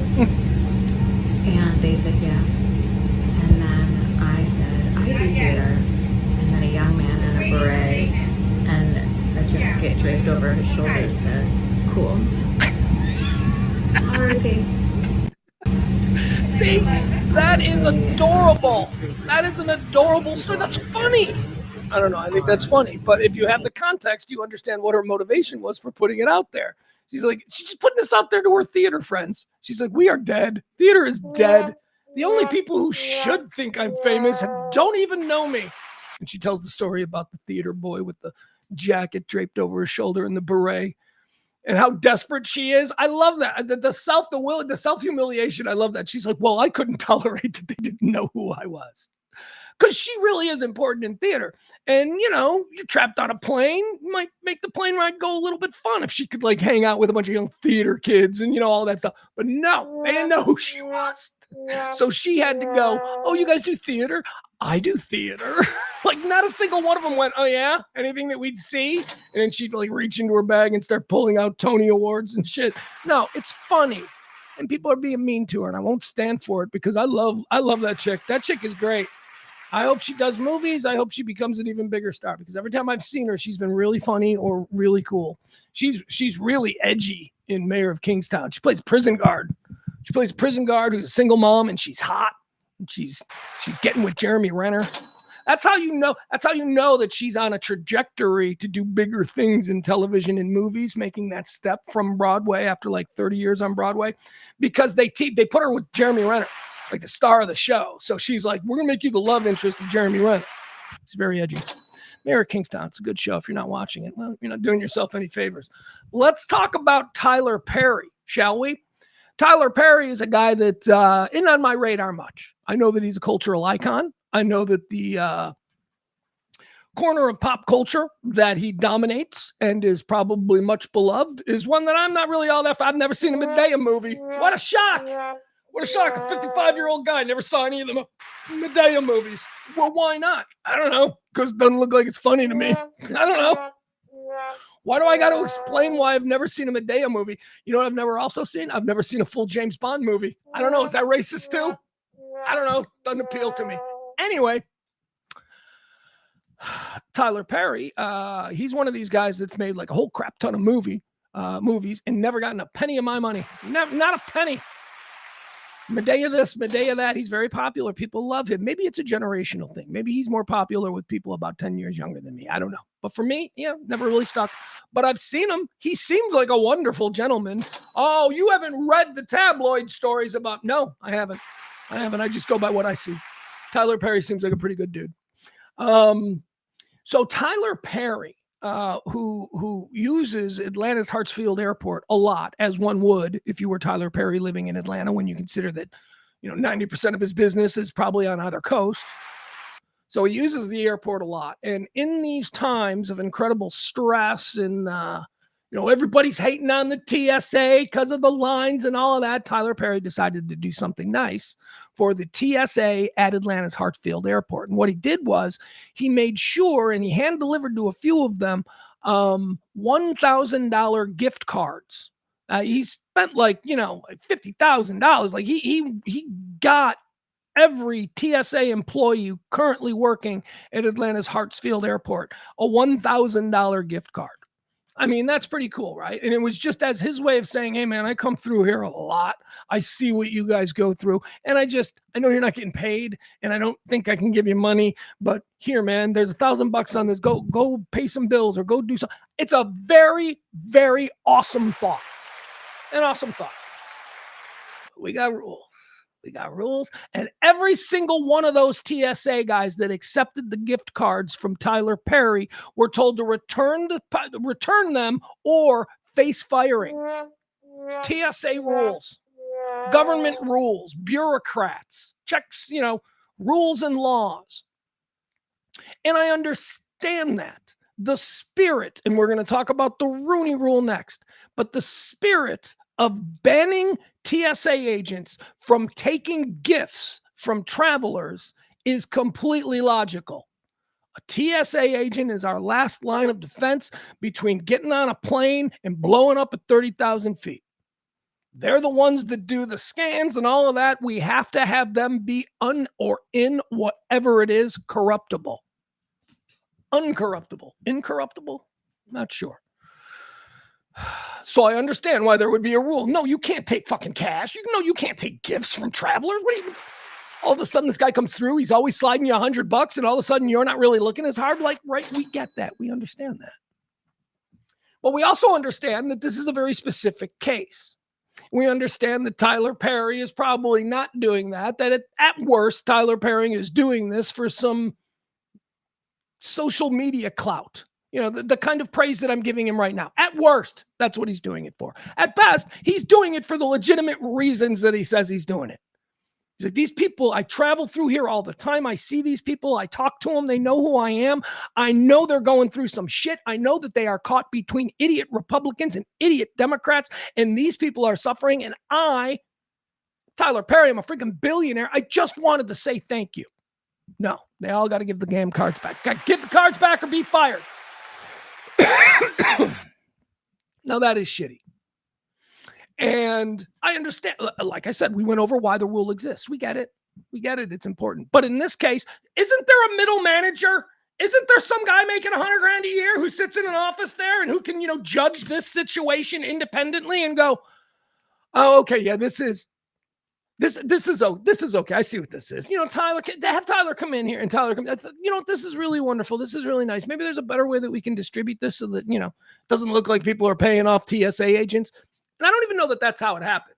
I'm just improvising what the meeting with Tyler Perry might have been like between the guy who ultimately said, give the money back or be fired, and Tyler Perry. I'm showing you what he should have done. What he should have done was, okay, well, you know what? This is kind of troubling because we're not supposed to allow this to happen. But I'm gonna kick it up to Sean Duffy or whoever the hell is in charge, of TSA. I'm gonna kick it up for you, Tyler, and I'm gonna get clearance. I want you to know I'm gonna advocate for you on this. I think this is a good thing, and I'm gonna explain to them. That's what should have happened. That's what should have happened. But we got brain dead bureaucrats who just went, nope. Didn't look at the specifics of the situation, weren't willing to bend to common sense and go, you know what, this is a nice thing and a relief. And it would make these workers who we're not even fucking paying, it would make these workers, maybe have a little thrill. These guys are showing up. But no, that's not how it was handled. It was handled with threats, and it was handled with give it back. There was one story about a guy who refused to give it back. He's like, I'll just get another job. All right, so we do actually have a new story on it. The latest is that it's $250,000. That's what it was. I said 50,000. It's $250,000 in gift cards that he was giving out to TSA at Atlanta. TSA workers, here's the breaking news. TSA workers get to keep Tyler Carey's $250,000 gift card payout. Here, I'll tell you what happened here. Tyler Perry's massive cash lifeline to struggling TSA workers is finally cleared for takeoff. The media mogul dropped a jaw-dropping $250,000 in $1,000 gift cards to help Hartsfield-Jackson Airfield security agents who had been working nearly 6 weeks without a paycheck during the Department of Homeland Security shutdown. Many of these workers were scrambling to afford groceries, gas, and even keep a roof over their head. Then came the drama. At first, workers were told they couldn't accept the generous gift due to federal rules. Excuse me. Some agents had already spent the money when supervisors suddenly ordered the cards returned on threat of firing, triggering confusion and anger across the entire airport. But now in a stunning turnaround, Perry's team has told 11 Alive. I don't know what 11 Alive is. In a stunning turnaround, Perry's team has told 11 Alive that the green light has officially been given. According to a spokesperson, DHS and TSA legal officials confirm the situation is resolved, meaning workers can keep the money with no strings attached. Roughly 100 employees had already handed back their physical cards, most of them drained of funds. That's how you do it. Oh, you want the card back? All right. Hey, baby, we're going to dinner tonight. Probably going to stay in a hotel, too. I got to turn this card in the morning. I don't give a shit what condition it's in when I turn it in. Inside the airport, Perry's impact was immediate, sources told the outlet. Excuse me. Inside the airport, Perry's impact was immediate. Sources told the outlet that morale had skyrocketed as exhausted agents powered through massive security lines that at times stretched outside the terminal. One TSA worker even dubbed Tyler a modern-day Robin Hood. All right. See, now this is like I said, I believe at worst, this is what the motivation was. Because what we've got to do is we've got to figure out what the motivation for this is. At worst, the motivation for Tyler Perry here is that he's going to be celebrated for being such a good dude. At worst, I can stomach that. If it means some dude who works a TSA line can maybe get some groceries or something, I'm fine with that. That's at worst. At best, this is the spectrum we're dealing with here. At best, this is just Tyler Perry demonstrating that he is awesome, that he really does care about people, that when he sees somebody, a stranger going through something, that he is compelled to act, that he has empathy and compassion and a big pile of money so he can do something like this. Okay, that's how I choose to think of this. And we had bureaucrats standing in the middle going, no, some middle manager. The airport federal security director raised concerns about the giveaway, and workers were later contacted and told that they must return the gift cards. But now it looks like a solution has finally been reached, with officials reversing course and giving TSA workers the all clear to keep them. All right, so here's probably what happened. Probably what happened was, because this was a bit of a tabloid story, it absolutely reached the president. The president heard about this story on Monday or Tuesday or whatever, and he probably just told the right person and said, look, you told that guy down there in Atlanta that they get to keep the money. It's the right thing. It's common sense. We understand why the rule exists. We also understand that there is no threat of violating that rule. The greatest fears that created that rule are not going to be realized if we bend the rule in this moment for Tyler Perry. That's what common sense says. And it helps people that we need to help who are working for us for free, okay? That needs to be the metric. But bureaucrats, they're just like, no, stamp. I hate bureaucrats. Bureaucrats are the enemy of common sense. Anyway, good ending, nice Hollywood ending, if you will, to the Tyler Perry story. Now let's talk about the NFL. Let's talk about more spirit of the rule type things. So today the NFL made a decision, and yes, it does specifically concern my Chicago Bears. But it's a much larger thing. It is a much larger, because it concerns the Rooney Rule. The Rooney Rule is a set of rules. It's not just one. People are like, one rule. It's a set of rules and guidelines of how NFL football organizations, especially their front office, need to proceed into the future. The Rooney Rule rewarded teams who took interviews with minority candidates for head coaching, general manager, assistant general manager, whatever it is. All of the positions that historically in the NFL had almost been exclusively white and male, the Rooney Rule was established to help push minority male candidates, minority female candidates, and female candidates. That's the spirit of the Rooney Rule, named after Art Rooney, I believe. The same dude that Rooney Mara is named after, the actress. It's her grandpa. Okay, so the Rooney Rule was established years ago. And, people, whether you think it's a good thing or a bad thing, doesn't matter. It is a stated position of the NFL for generations now. I mean, it's just a thing. And of course, there's always been complaints. And, there have been coaches who have sued because they felt either they were given a phony interview due to the Rooney Rule, or white coaches who feel that they were overlooked because of the Rooney Rule, whatever. I do suppose that if you wanted to, look at the whole umbrella of DEI programs, the Rooney Rule may be one of the first. One of the original high-profile ones anyway, because it concerns the NFL, and we all pay attention to the NFL. So let me tell you about a decision that was made. And this is another situation where it's about a bureaucrat and not looking at the common sense of the situation. So this has been going on here in Chicago now for a couple of months. Chicago Bears, we had an assistant GM named Ian Cunningham, and we loved Ian Cunningham. He'd been here for a while. He was one of Ryan Poles, our general manager's top guys. Ian Cunningham was all over local media as the assistant general manager of the Chicago Bears. We all knew who he was. And we also knew that every time there was a general manager meeting, or a general manager opening, I should say, Ian Cunningham was always like one of the first guys that they were interviewing. Good for him. It's the whole point of the Rooney Rule. Hire people who were not historically getting opportunities and give them that first opportunity and see where they go. And the Rooney Rule says that if you develop NFL executive management, and then they go on to a general manager job after you've developed them and given them the opportunity, you get a third-round pick. You get a third-round compensatory draft pick for being a good participant in the NFL's Rooney Rule program. So that is exactly what happened with Ian Cunningham. Ian Cunningham was our assistant general manager. We lost him. And it sucks because we liked him, because Ian Cunningham was one of the guys in all the locker room videos that seemed to be really into it, and we liked him. Young, handsome, athletic-looking black dude. He's, he looks legit. So Ian Cunningham took the job opening in Atlanta. Atlanta fired their previous general manager, a guy by the name of Ryan Pace, who sucked, who I also have familiarity with because he was once a time ago the general manager of the Chicago Bears, and he sucked. Ryan Pace, I believe, was moved out there in Atlanta, which opened up a general manager position.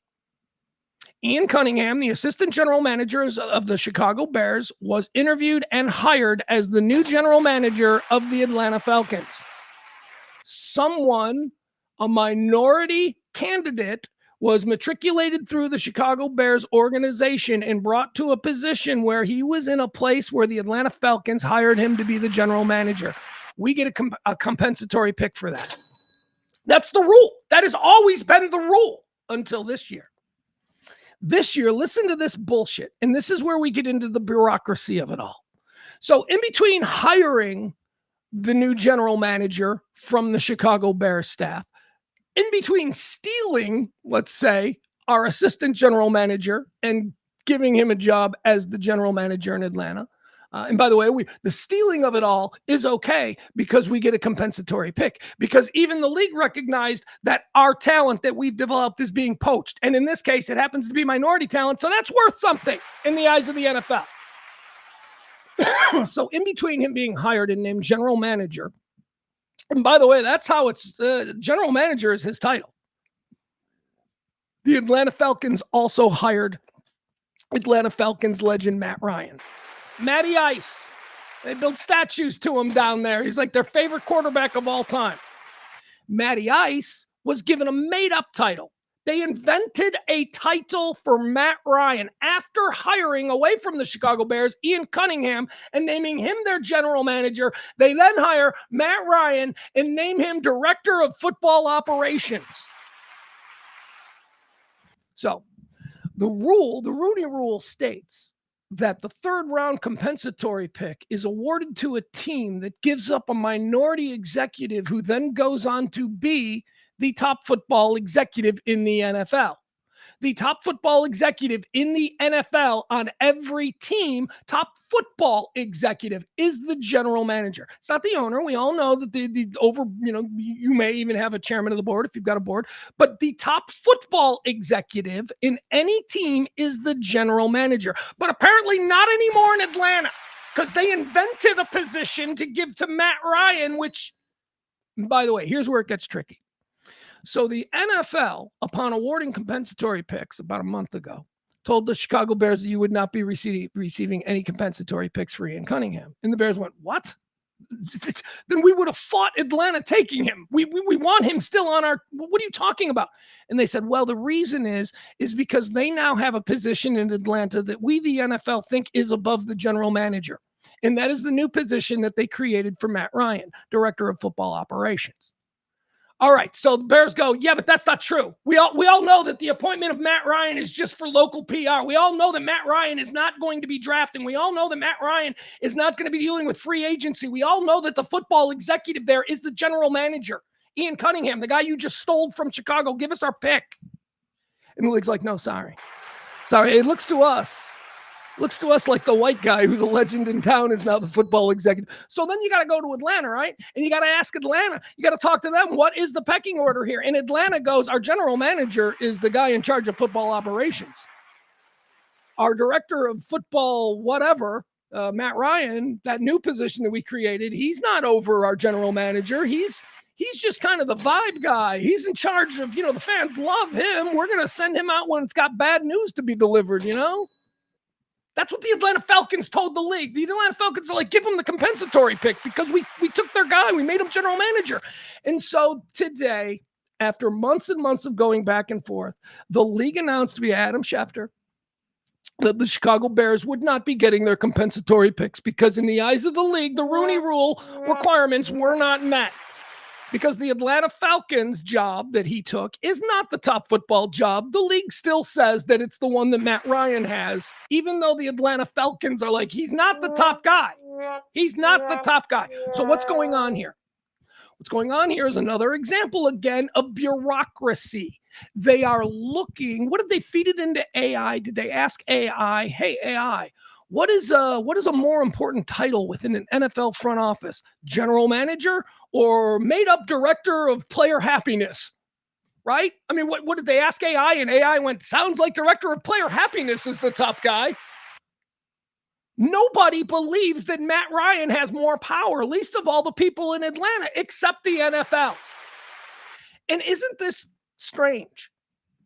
Like, the NFL should be celebrating the matriculation of Ian Cunningham to a top job. It is exactly what the Rooney Rule was put up. And by the way, to penalize the Chicago Bears in this way, who have always been forward in this, long before the Rooney Rule, the Chicago Bears, the 85 staff had 2 black guys on the coaching staff in 85. Johnny Rowland and I forget the other guy. That's not good. I should remember him. George Halas, despite all of the mythology about how cheap he was a very forward-thinking guy. He didn't give a shit. George Halas is the guy that made Gale Sayers and Brian Piccolo room together at a time in the NFL when white guys and black guys weren't rooming together. Halas is like, nah, let's make them room together. They're going to study the same playbook. They're both running backs. They should be friends. George Halas wasn't there. So this is the history of the Chicago Bears. Lovie Smith, we had Lovie Smith on 12 years. Lovie Smith was our coach at a time when there were only 3 or 4 other black coaches ever in the league. So we got a black lesbian running backs coach currently. Holy fuck, nobody has done more in the spirit of the Rooney Rule than the Chicago Bears. And now here's the league, because of a bureaucratic technicality, saying, yeah, well, The Rooney Rule is dead. Talk about just something that was bullshit from the beginning. Just another example of how nonsense the NFL is. They're just all about, well, what is the motto there in the NFL? Defend the shield. Defend the shield. Don't let, and what is that? Let's break down what that means. That is, don't let anything tarnish the brand of the NFL. So everything that we're going to do is going to be surface. Everything we're going to do is going to be the result of polling and focus groups and what we think is going to be the best for our media partners and their ongoing brand maintenance. This is bullshit. The NFL has absolutely no interest in, abiding by their own rules of the Rooney Rule when they can, in a moment like this, a moment of bureaucratic power, just completely go, well, technically it's not, but it is well within the spirit of the rule. And you know what? Fuck you. Technically it is. The Atlanta Falcons themselves say that their top football personnel person is their general manager, Ian Cunningham, and not their director of player happiness, Matty Ryan. Anyway, there we go. I'm very upset about the NFL right now. I wanted that extra third. I thought for sure we were going to get it. That's why this is shocking. This defies logic. Although they're probably doing it because, well, studies have shown that if we take an anti-DEI position, like if we go against our own Rooney Rule, studies show that this particular week we should see a 0.9% bump in revenue. That's probably the driver of the decision. I don't know. It's just another example of how this league, the NFL, it should be one of the most widely respected and powerful leagues in all of organized sport. And it is to some degree, but my God, it is also the evil empire in the eyes of its fans, right? The no fun league.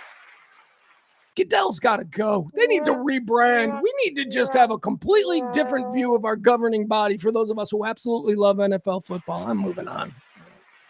I don't care about this. All right, what I do care about here, though, is here, I want to do one more story quickly. This is a little aside. This will be really quick. So, speaking of sports, in the world of sports, we got this guy playing on the South Side. Okay, his name is Munetaka Murakami. Yes, he's from Japan. All right, so he's a Japanese baseball player, as we're seeing in Major League Baseball player all over the place. But this guy Munetaka Murakami is not just a regular run-of-the-mill Japanese baseball player. He's like the best hitter in the history of Japanese baseball, home run hitter. Let's be specific, because he does seem to have he had a high strikeout rate. But that's what you get when you get guys who hit 55 home runs a season, and that's basically what he was doing. So in his first year in the Japanese, he's only 26, I think. Anyway, he's still young. In his first year in the Japanese league, he was rookie of the year, and he led the league in home runs. And then in his second year, he was MVP of the Japanese league, and he led the league in home runs. And then in his third year, he was MVP of the Japanese league again, and he set the all-time single-season home run record. Say, the dude's a legitimate hitter. We don't know what else he can do. We don't know if he's got any defense, but the dude can hit baseball, baseball go far. And he seems like a really fun kid, right? He's 26 years old. He's like, the White Sox, because of this, White Sox Twitter has been flooded by Japanese baseball fans. Japanese baseball fans love this guy. He's like their Babe Ruth. He's like their modern day Babe Ruth. He just cranks moonshots. And so we've got a lot of new Japanese fans. And there is a sweetness going on right now on White Sox Twitter between diehard, kicked in the nuts for 20 years in a row White Sox fans and the new Japanese fans of Murakami who have followed him over. And Twitter's so great because the translation button works and you can have conversations with people in foreign languages.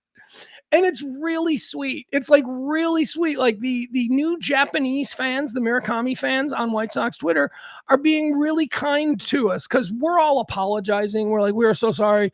This level of baseball is probably not what you're used to. The White Sox absolutely suck. And, but let's all just celebrate this guy and watch him hit home run. Right? It's really sweet. And the Japanese fans are like, that's okay. We have bad baseball in Japan too. We like your uniforms. We like your park. We love your city. We're here all see. It's really sweet. It's like a nice kind of, we're so sorry to our new Japanese Twitter friends. This is embarrassing. So anyway, to that point, Murakami here on the South Side, he started his Major League Baseball career in real thrilling fashion. He three games in a row, 3 home runs, first person in White Sox history to ever do that. I think first person in whatever, moonshot bombs. He's really fun to watch. Okay, full season, he could be a bum. He could strike out 700 times. Look, it's fun. Just allow the moment to happen, right? So he's a bit of a phenomenon right now on the South Side. This Mooney, we call him. Munetaka Murakami, Mooney, bit of a hero. So John Schriffen, who's the voice of the White Sox, he's dubbed him with a nickname. And, it's always troubling when you get into these cultural nicknames. So the nickname, and it appears to be sticking because, and here's where the problem comes in, T-shirts are being printed and people are wearing them and you're seeing them online and they're for sale and all that kind of stuff. Anyway, the nickname that has been given Japanese sensation Munetaka Murakami by John Schriffen, the voice of the White Sox, is the Southside Samurai. The Southside Samurai. And that in and of itself is, kind of fine, right? We don't have a problem. But there's no immediate red flags or anything. I mean, unless you're just Adam. If you're Adam Reyna, you're like, why you even got to mention? It's like, well, that's the whole point of it. Because we've never really had a Japanese superstar before, and Japanese baseballs are new to America. And this is just kind of a way that we're going to brand them, and we're going to show them that we want them here and that we love them, and the fans can glom onto them. That's why we're doing it. What do you mean? And by the way, what's wrong with being called a samurai? I mean, if isn't that a good thing, right? We're not calling them like, the Southside dipshit. Yeah, all Japanese guys are dipshits. No, we're calling them the samurai. That's pretty cool. And by the way, he loves it. He likes it. He was wearing a Southside Samurai t-shirt. He's down with it. So anyway, John Schriffen now, I guess, is not going to be calling that anymore because enough people clutch their pearls on Twitter and like, that's cultural appropriation. And I'm just here to say, what? Hi, I'm an Irishman. We just finished St. Patrick's. I spent like an entire week trying to hire a guy to get inside a suit to play a comical version of an Irish leprechaun. Don't give me no shit about cultural appropriation. Samurais are badass. Every American who knows what a samurai is knows that that's a cool thing. They're not just samurais. Yeah, but I bet they wish they all were, if that's your argument. If you're like, that's not all Japanese people. It's just, they're not just samurais. Yeah, but every dude wishes he was. Every Japanese dude wants to be a samurai or a ninja because that's cool. It's not like cultural appropriation. Again, it's not like Redskin. I get Redskin. Redskin was always used as like, oh, look at that fucking Redskin. It was always used bad. I get why. The Pugs, I know an Indian he's not offended by Redskin. I don't give a fuck. I don't give a fuck about individual offense. I'm just telling you, I'm looking at the word Redskin. I get how it was used, and I could see how that could be troubling. I never called for the name to be changed, but I understand why it was. And I'm like, whatever, I don't fucking care. I'm not a fan of that team. I don't have to buy new gear. All right, so John Schriffen has pulled back his promotion of the nickname of the Southside Samurai. And here, wait, what is this? What is this piece of video? Yeah, that ain't it. Never mind. All right, we lost it. And here's where the problem, and this is where we'll wrap this up again. It wasn't supposed to be a big story. It was just an aside. But I do understand where concern comes from. I don't think it's cultural appropriation, and I don't think on the surface calling him the Southside Samurai, especially when he likes it, is any kind of offense to anybody, least of all him, right? And again, I think it's a glorification of Japanese culture and the good aspects of Japanese culture that has permeated American society. We love samurais and ninjas. Here's where the problem takes place, though. Because now we're going to get the t-shirts, we're going to get the slogans, and those things are going to be birthed organically in people's garages on the south side of Chicago. And we're going to start seeing this because one of the big things about White Sox games is that we have a very lively parking lot, and it's almost like a flea market. It's like you can buy the craziest home printed t-shirts and all of that stuff. I used to have a bunch of them. My favorite was an outline of Wrigley Field that I bought in the parking lot of a White Sox game. It was an outline of Wrigley Field with a banner across the top that said, Wrigley Field, world's largest gay bar. See? I can't wear that today. But back in 1985 or whatever, no, back in like 1995, that was acceptable. It was a slam. If your place was the world's largest gay bar where the Cubs play, that'd be a slam. But anyway, T-shirts like that, you can get all kinds of shit. And there is some legitimate concern that there will be some T-shirts that use the Southside Samurai kind of nickname with some depiction that might rub people the wrong way. But hey, man, we're about to send boots on the ground into Iran, so I can't get twisted about the little things. I don't give a Anyway, there you have it. It wasn't even a take. It was just an aside, something that I wanted to mention. All right, we're going to watch some Tiger Woods raw video. But before we do that, I thought we'd do something fun. Is Peter still in the chat room? Peter, you still hanging out with us? Peter is today's executive producer. Peter, now in my mind, and I think this is from last year, although I haven't seen very much talk of it now. Is Peter? I don't see Peter. It's okay.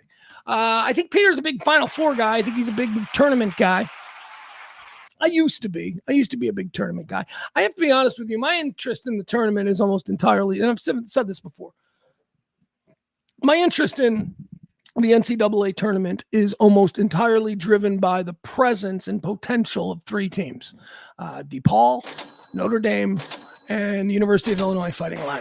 That's pretty much it. If those three teams are dead in the water, I'm like, I got nobody to root for. Hard as I try, I don't give a shit about Gonzaga. I don't.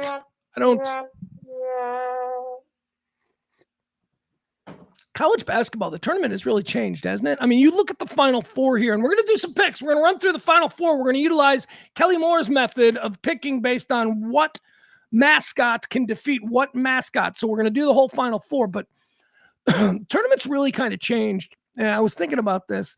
Gone seem to be the days of the true Cinderella. The team that, and by the true Cinderella, I mean the team that snuck into the tournament and then won their first round. And then, my God, they won the second. They're in the Sweet 16, and I've never heard of this college. That was always the fun of the tournament. That doesn't seem to be quite the same thing anymore. I mean, I heard some discussion earlier in the tournament coverage about University of Texas, and they referred to the University of Texas as the Cinderella of the tournament. And I'm like, holy shit. Texas is now the Cinderella, one of the largest universities in America, one of the greatest athletic programs in America. They're the Cinderella. I mean, it used to be the Cinderella of the dance was, Eastern Oregon State Tech, who somehow made their way into the Sweet 16. Cinderella. Yeah, where Texas is a Cinderella now. Okay. So that kind of struck me in watching the tournament this year, because I did watch a lot of the tournament this year, although we didn't talk about it much. But I did watch it. I watched it. Why? Because the Fighting Illini of Illinois are live. All right, there's Peter. I see him in there. It says, Peter says it could be Illinois against Michigan in the final. Well, that's what I think. I absolutely do. But I'm in the tank for the Big Ten. I love the Big Ten. I think the Big Ten is the best sports conference in the entirety of college football, college sport here in America. People will be like, oh, the SEC in football. No, it's not. I mean, look, SEC is razzle dazzle. It was great when Saban was there. And, there was a period of time there when the SEC really looked like they were leaps and bounds ahead of the Big Ten. But shut up, man. Shut up. Okay. Shut up with your SEC. Let me tell you something about the Big Ten. Indiana just won the national championship. All right. Indiana. That's like Mississippi State coming out of the SEC or something. I mean, our worst team, the Big Ten's worst team, historically worst team. Indiana is a basketball school. Not anymore. Anyway, I'm a Big Ten fan. So in college basketball as well. There's nobody even close to the Big Ten. I mean, there was a period of time in this tournament where I was actively online going, we're going to have an all Big Ten Final Four. This is going to be an all Big Ten, because it looked like that could have been the case. So Peter's got Illinois and Michigan, two Big Ten schools in the Final Four, or in the championship game. That is who I've got as well. Like, if I'm picking with my heart, but we're not doing that. We're picking with my brain. We're going to pick utilizing Kelly Moore, my former partner's method of choosing mascot over mascot. I don't think we've, excuse me. I don't think we've ever done this before outside of football. So let's see how this works. I know that the resistance of me ever trying to do this with college football was that there's just too many made up mascots in college football. You don't know what the hell they are. What's a corn husker? Is that just a dude who works in a barn and husks corn? That's going to lose every game, I think. Anyway, we don't have that situation with the Final Four of the NCAA tournament, which will be kicking off tomorrow night. 2 big games. The first game, I believe it's a 5:30, 6 o'clock game. The first game is going to be the University of Illinois taking on the University of Connecticut Huskies. The Huskies, very exciting. Ooh, Danny Hurley and the Huskies. Danny, not Bobby. No, Bobby's the brother. We'll see lots of pictures of Bobby. See lots of pictures of Bobby Hurley in the stands because pretty cool. His brother Danny, of course, the head coach of UConn. His brother Danny, really good at coaching. Of course, their father is a legendary coach, high school level though. But anyway, Danny Hurley went into coaching. Bobby Hurley went into basketball. There is probably no single individual, maybe Christian Laettner, who is more identifiable for me with the NCAA tournament than Bobby Hurley. So I want to see Bobby Hurley in the stands. I'm like, yeah, now that's NCAA basketball right there, Bobby Hurley. So no, Danny Hurley in the UConn Huskies taking on Brad Underwood and the Fighting Illini. All right, let's go. All right, so let's delve into this. So we've got a Husky versus a Fighting Illini. Okay, so we're going to figure out what those things are. I think we know what a Husky is. Here's the fun fact about the UConn Huskies. The UConn Huskies are named UConn, University of Connecticut. University of Connecticut, they're called UConn. But their nickname is the Huskies because of the Yukon region of, where they do dog sled races, like Yukon, Y-U-C-O-N. So it's a play on the term University of Connecticut shortened to Yukon. We're the Yukon Huskies. That's why they're called the Huskies. They're dogs. They were originally the Aggies, and then they were the Statesmen, but they settled on Huskies because everybody, Yukon, Y-U-K-O-N, as opposed to U-C-O-N-N. Anyway, you get it. Yukon Huskies. So it's a dog. I owned Huskies. I love Huskies. It's my favorite dog breed. I love them, and I know all about them, and they're going to be taking on the Fighting Illini. That's right. This is my team because they've always been my team. Them and DePaul and Notre Dame. But, let's be honest. No team has given me more thrills in the NCAA tournament over my life than the Fighting Illini. They're terrific.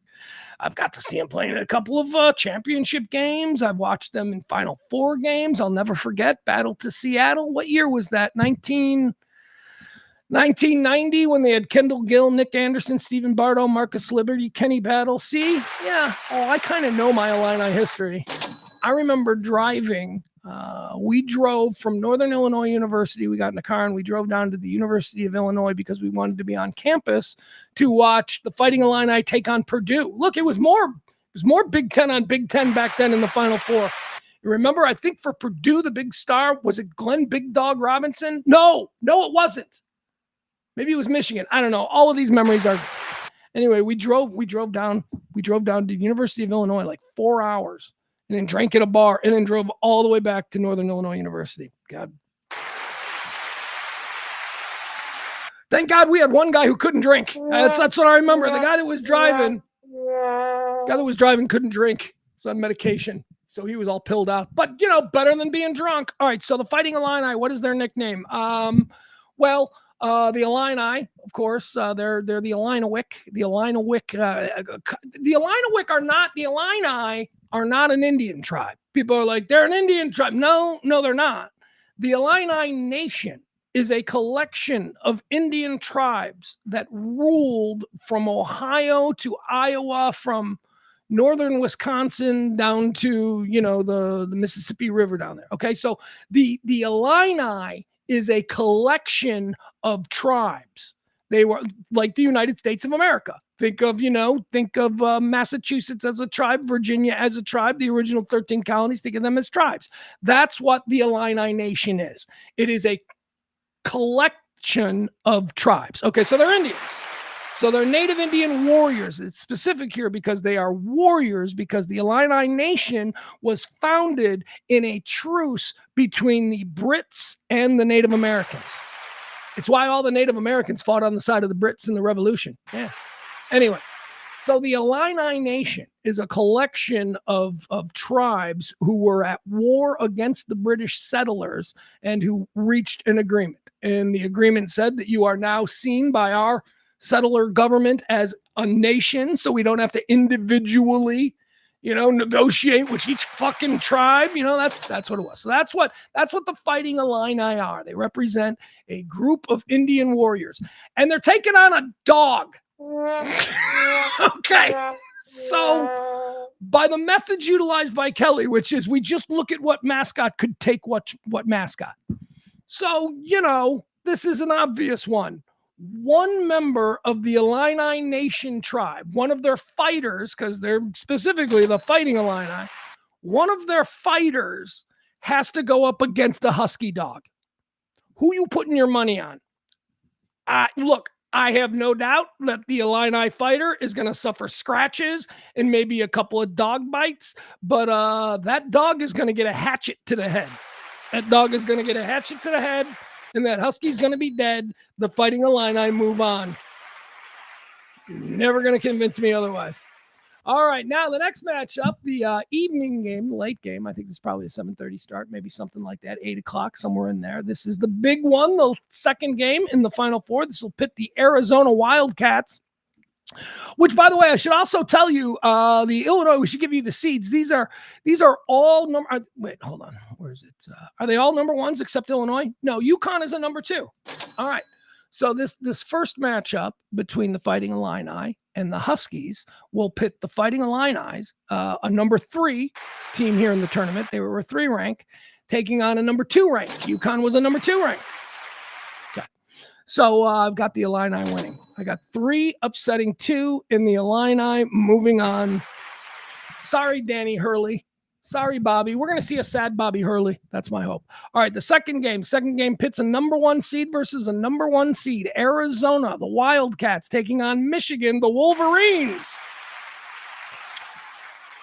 Okay. All right. So this is difficult. This may require AI. Excuse me. Let's see here. Maybe this will just require Google. Let me try with Google first. Let's see if that'll work. Because we got to figure out what wins in a fight, a Wildcat or a Wolverine. The trouble here with this comparison is that I don't know that a Wildcat is a specific animal. I think a Wildcat just means it could be anything from a mountain lion to, right? So I don't a Wildcat. I know Wolverines are tenacious.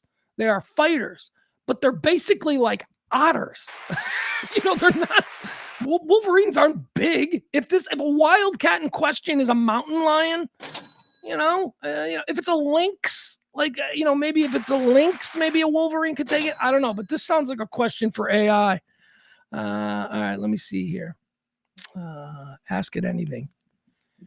If a Wolverine and a Wildcat were to meet in a fight, who would win? The Wolverine or the Wildcat? I ask overly specific to AI. All right, here's what AI says. So I guess it's not going to tell us. All right, I was hoping it was going to say it out loud. All right, it says, in a confrontation between a Wolverine and a Wildcat, specifically a species like the Eurasian Wildcat or a lynx, the Wolverine would most likely win. All right, AI says it. While both are ferocious and solitary predators, several biological and behavioral factors give the Wolverine a decisive edge. Size and strength. An adult male Wolverine typically weighs 24 to 40 pounds. All right, so maybe that's not an otter. While most wildcats, like the Eurasian wildcats, are much smaller, often weighing 10 to 20 pounds. Durability. Wolverines are built for high-impact combat. They have incredibly thick... All right, I think it's... All right, the Wolverine is going to win. So there you have it. We're going to set up a battle for the national championship on Monday, right? It's Monday. Or if they moved it now, is it now like Tuesday? I don't know. Whatever, probably Tuesday. Well, one more day that we can sell advertising. Okay. All right, so the championship game now, we have the Fighting Illini defeating the Huskies of the University of Connecticut, and moving on to the championship game, we've got the Michigan Wolverines, the number one ranked Michigan Wolverines, taking on and defeating the number one ranked Arizona Wildcat, because AI just told us with very little hesitation that a Wolverine could in fact defeat a Wildcat in a fight. So this brings us on now. This is interesting. This is a man versus a Wolverine. So can a human male, and look, I'm not even going to hedge it. Like I'm going to ask AI again. I'm going to say, but here's what I'm going to say. I'm going to say, can a human male defeat a Wolverine in a fight to the death? That'll be the answer. Okay.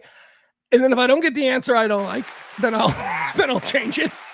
And I'll say, could an 18th century Indian warrior defeat a single Wolverine? That'll change it, and I bet the outcome will change. But let's see. All right, so here we go.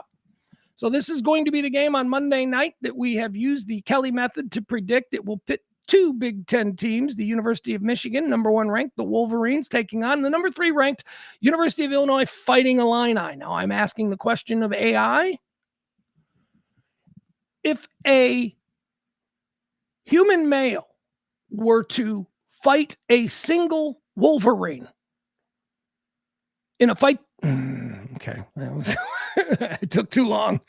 In a direct, unarmed fight between a human male and a single Wolverine, the Wolverine would likely win. That's not the answer that I like, because I'm sure they wore Wolverine hats back then, and there were no Wolverines wearing Indian hats. All right, here we go. Let me try this one. All right. Let me hedge it now. Let me make it better. In a fight between a Wolverine and an Native American Indian warrior, one-on-one, who would win this fight? I think this is how we get the answer I want. Because, they were specific with the first answer, unarmed human male. This Illini is not unarmed. The chief Illinois has a tomahawk right there that he does that thing with. It says here, in a one-on-one fight, a Native American warrior would be the heavy favorite to win. All right, that's the answer I wanted. That's what I was looking for. So there you have it. Utilizing the Kelly method, we have predicted the Final Four. We've got Illinois over UConn. We've got the Illini, the Fighting Illini, defeating a Husky dog.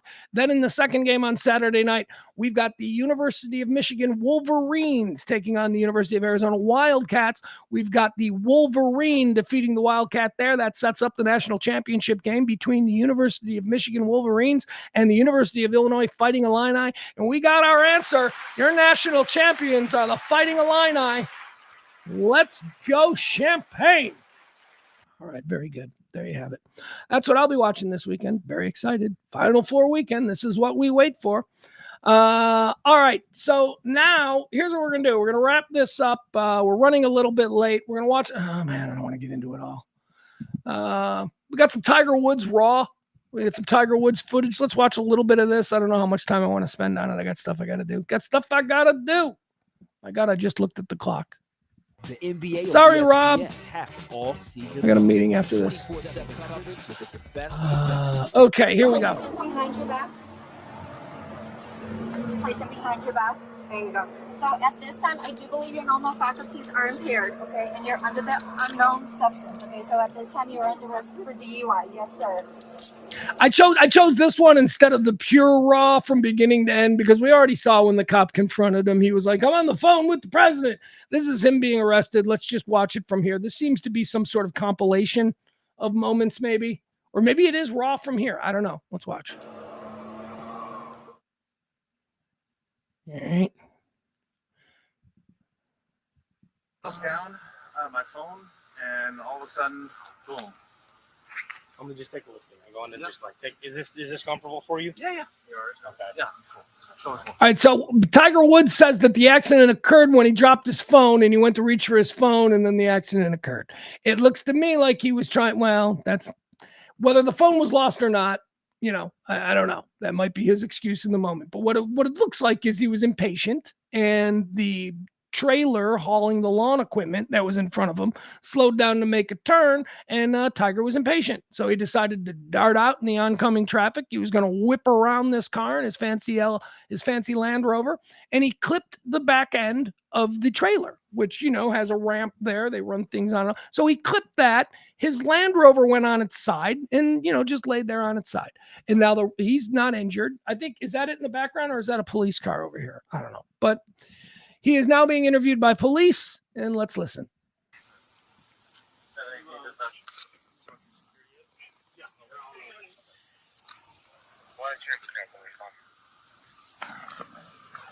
Anything out of the asshole. We're still gonna have our medical to check you out, all right? What's with the weird stance and position that he's doing? I don't believe the cop told him to sit there like that. This seems very deliberate for some reason. I don't know. It's a weird stance. Well, he's pilled out, so. Look at that neighborhood. Beautiful. Oh, there it is. Okay, so there's his truck. So see, you can see a driveway back here. This is the driveway that the landscaping truck was pulling into. I think this might be the landscaping truck, but he tried to go around it, clipped it, went on its side, and now here we are. He's okay. I just checked for anything on his back. I didn't feel anything. No, that's him. I'm right here. I help. Right, see, there's the landscaping truck, the white truck. Here's the driver of the landscaping truck. So you were stopped.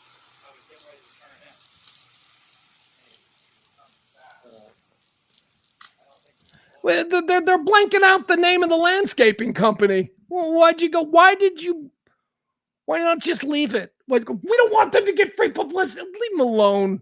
It's good.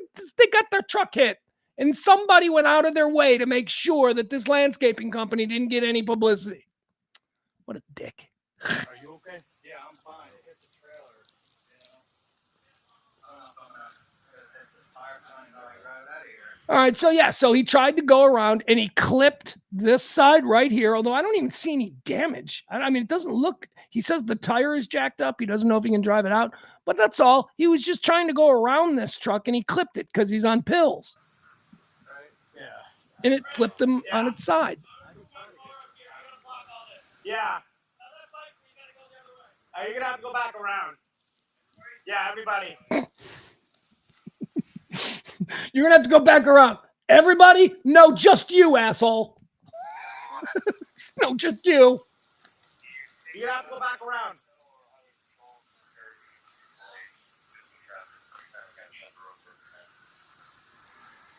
Yeah, get your Honda out of here, poor person. What are you going to clean some rich person's house?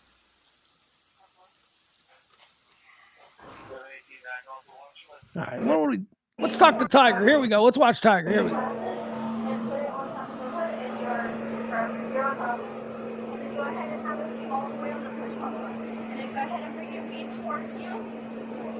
All the way. Perfect. And how much have you had to drink today? Do you take any medication? I take a few, yes. What's a few? All right. So they probably got to block that out for medical privacy reasons. But she said to him, how much you had to drink today? And he said nothing. And she goes, do you take any medication? And he's like, how much time you got? And he names a couple of pills because he's Tiger Woods. We're all aware of his medical history, and we know that he's been working his way back from multiple surgeries and all that. So okay, so he's admitting, he's like, yeah, I take these, I take those.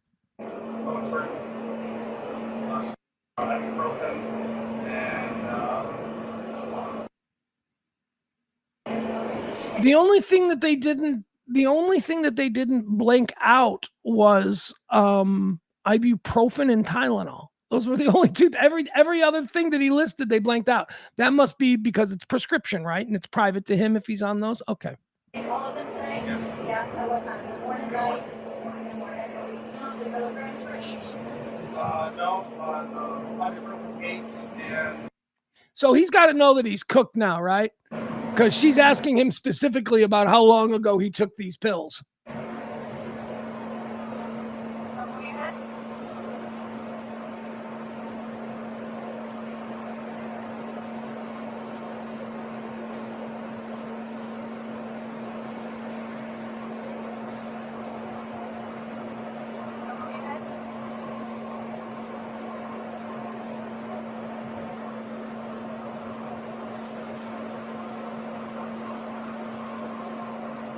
What is he, hiccuping? Look, it's gonna go. These tests are so boring.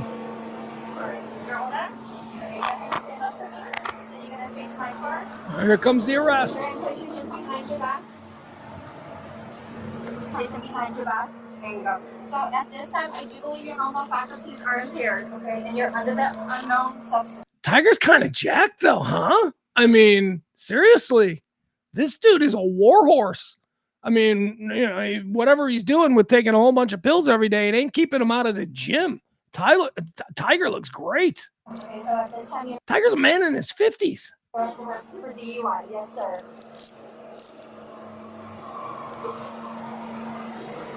Okay, do you have anything on you that's going to put super crowd? Okay, they're about to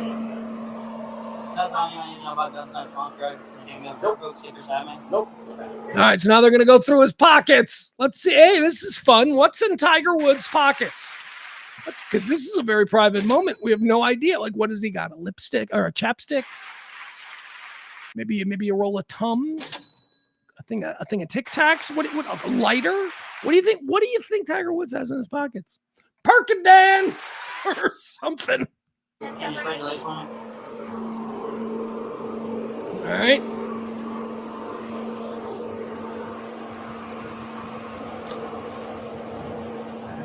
All right. So that's some kind of a dip. It's like a nicotine pouch. So Tiger's got a nicotine pouch. What brand does Tiger use? Well, let's see. Focus. At least I think that's what it is. Maybe it's like one of those pouches that are supposed to dial you in. There's so much bullshit out there now. He probably gets it for free. I don't know what that is. Maybe golfers know. Maybe it's, I don't know. It's either a golf thing or a pillhead thing. What if they just pulled out like a water balloon filled with crack rocks? Tiger? Wow. We did not expect that.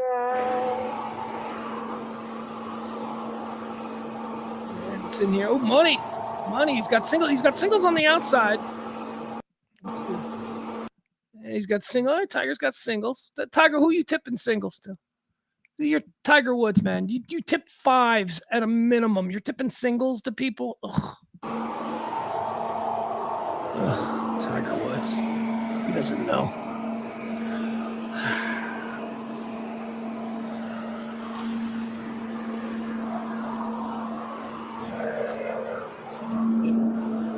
Okay, it's going in these pockets. Does it got to be a guy? Is there a specific reason that the guy is going in the guy's pockets? Like, is the female cop not allowed to go in the guy's pockets? Because Tiger pays for that shit. Tiger would pay you for that. That ain't off the menu for him. A little hand play in the parking lot of a Hooters. Or no, it wasn't Hooters, right? Wasn't it Twin Peaks? Like, it was like a Hooters night. It was a restaurant that Tiger was hanging out and, like, you know, slaying all the waitresses. I think it was Twin Peaks. Whatever. It's good to be Tiger. Look, this is a bad moment for Tiger, but in general, it's probably pretty good to be Tiger.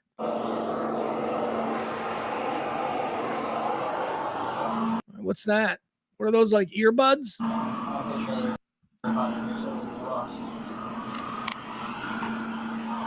If you want to burn belly fat, I don't want to burn belly fat, little Chinese man. How do you know he's Chinese? I know he's Chinese. That guy's Chinese. Fight me on it. All right, here we go.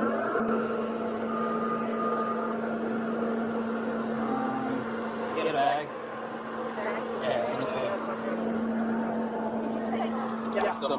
Uh-oh. Uh-oh. Uh-oh. Rando stray pills what is this, a Raisin Cane's wrapper? I don't know what. Rando stray pills pulled out of Tiger Woods' pocket. So we didn't get the crack rock stuffed in a water balloon, but we did get, you know, this. What's the narco? Narco? Oh, narco. Tiger's willing to admit. That's good. Good for you, Tiger. He ain't trying to hide nothing. Those are just my rando narcos. Those don't count. I take like those every 15 minutes. I didn't know you were asking about those. Yeah, that's probably why I'm fucked up. I'm Tiger Woods. Yeah, that's an Argo. Argo? Yeah. Okay. Did you tell the president you had a pocket full of narco?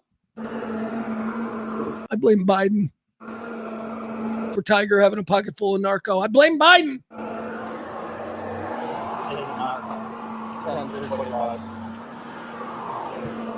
Carmex, did you see that? He had a little, look, Tiger Woods, he's just like us. His lips chapped just like a normal person. He carries Carmex just like us.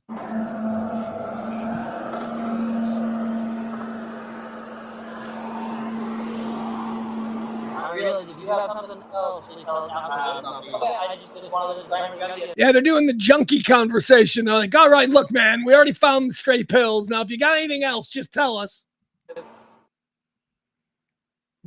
Why'd they give him a blanket?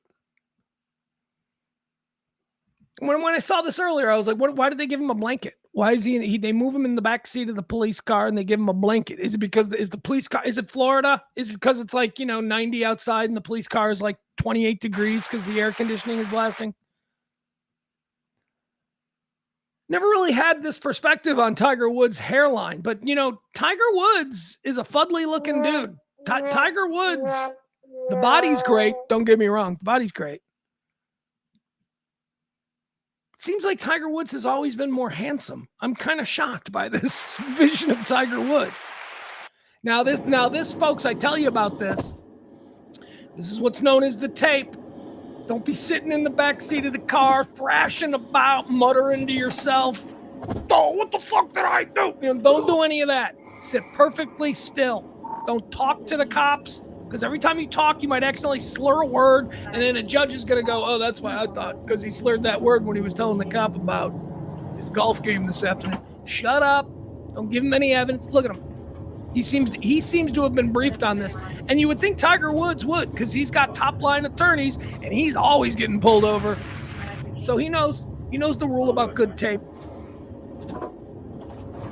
Hillbillies don't know anything about good tape. That's why they're always trying to kick out the plexiglass and...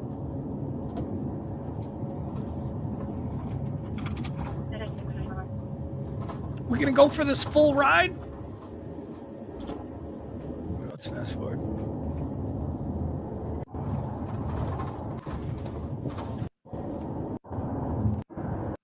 All right. We're going for the full ride.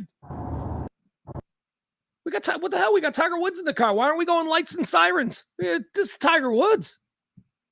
Wait, what? Wait, what's that? Is he yawning? All right. There's Tiger.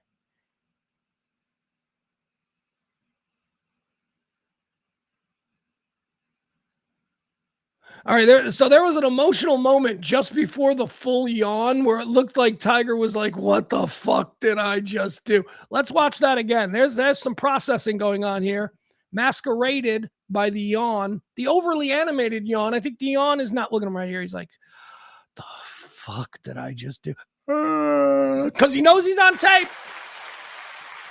He realized that for a moment there, he was being filmed, being like, what did I just do? And then he went, oh, shit, I can't. I'm going to yawn. I don't think that was an authentic yawn. I think he knows about the tape. Still doing the hiccup thing. Seriously, though, how long is this freaking ride? Can we, come on, let's. He's got the hiccups. He keeps hiccuping.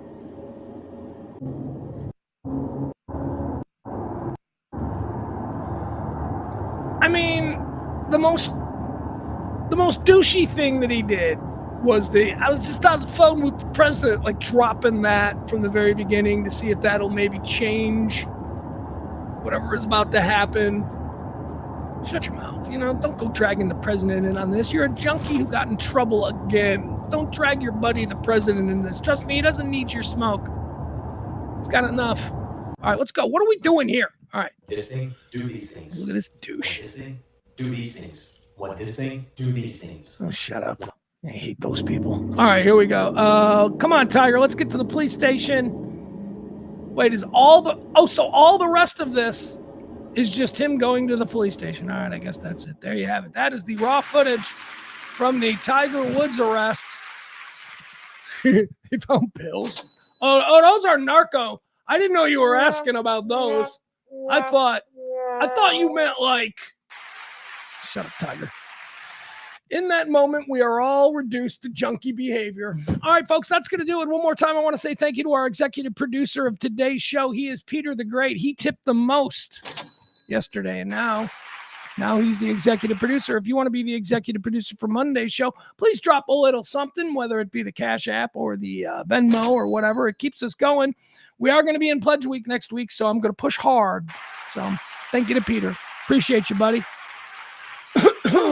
That's going to be it. We've got a big weekend of basketball. No, we don't. We got Saturday. We've got a big Saturday of basketball. And then Sunday, I don't know what we're doing. You know what I've been watching? I've been finishing up. I jumped away from it after 3 episodes, but I've been now finishing up the Ken Burns American Revolution documentary. Oh, it's so good. Everything he does is so good. It's so interesting. There's just so much shit that, like, you never learned. You know, I shared some of it with you today when I was telling you about the Illini Nation and how they made a deal with the Brits. Yeah. Hey, and you know what else I learned? You know, there's another thing. It's not for nothing, but you know how I hate when stupid people like are rough on the French. Like when stupid people are like, yeah, screw the French. They won't let us fly over there. The French are pussy. When people try to say the French are pussies and shit. I was reminded in watching the American Revolution about, the entire South. The entire South owes everything to the French.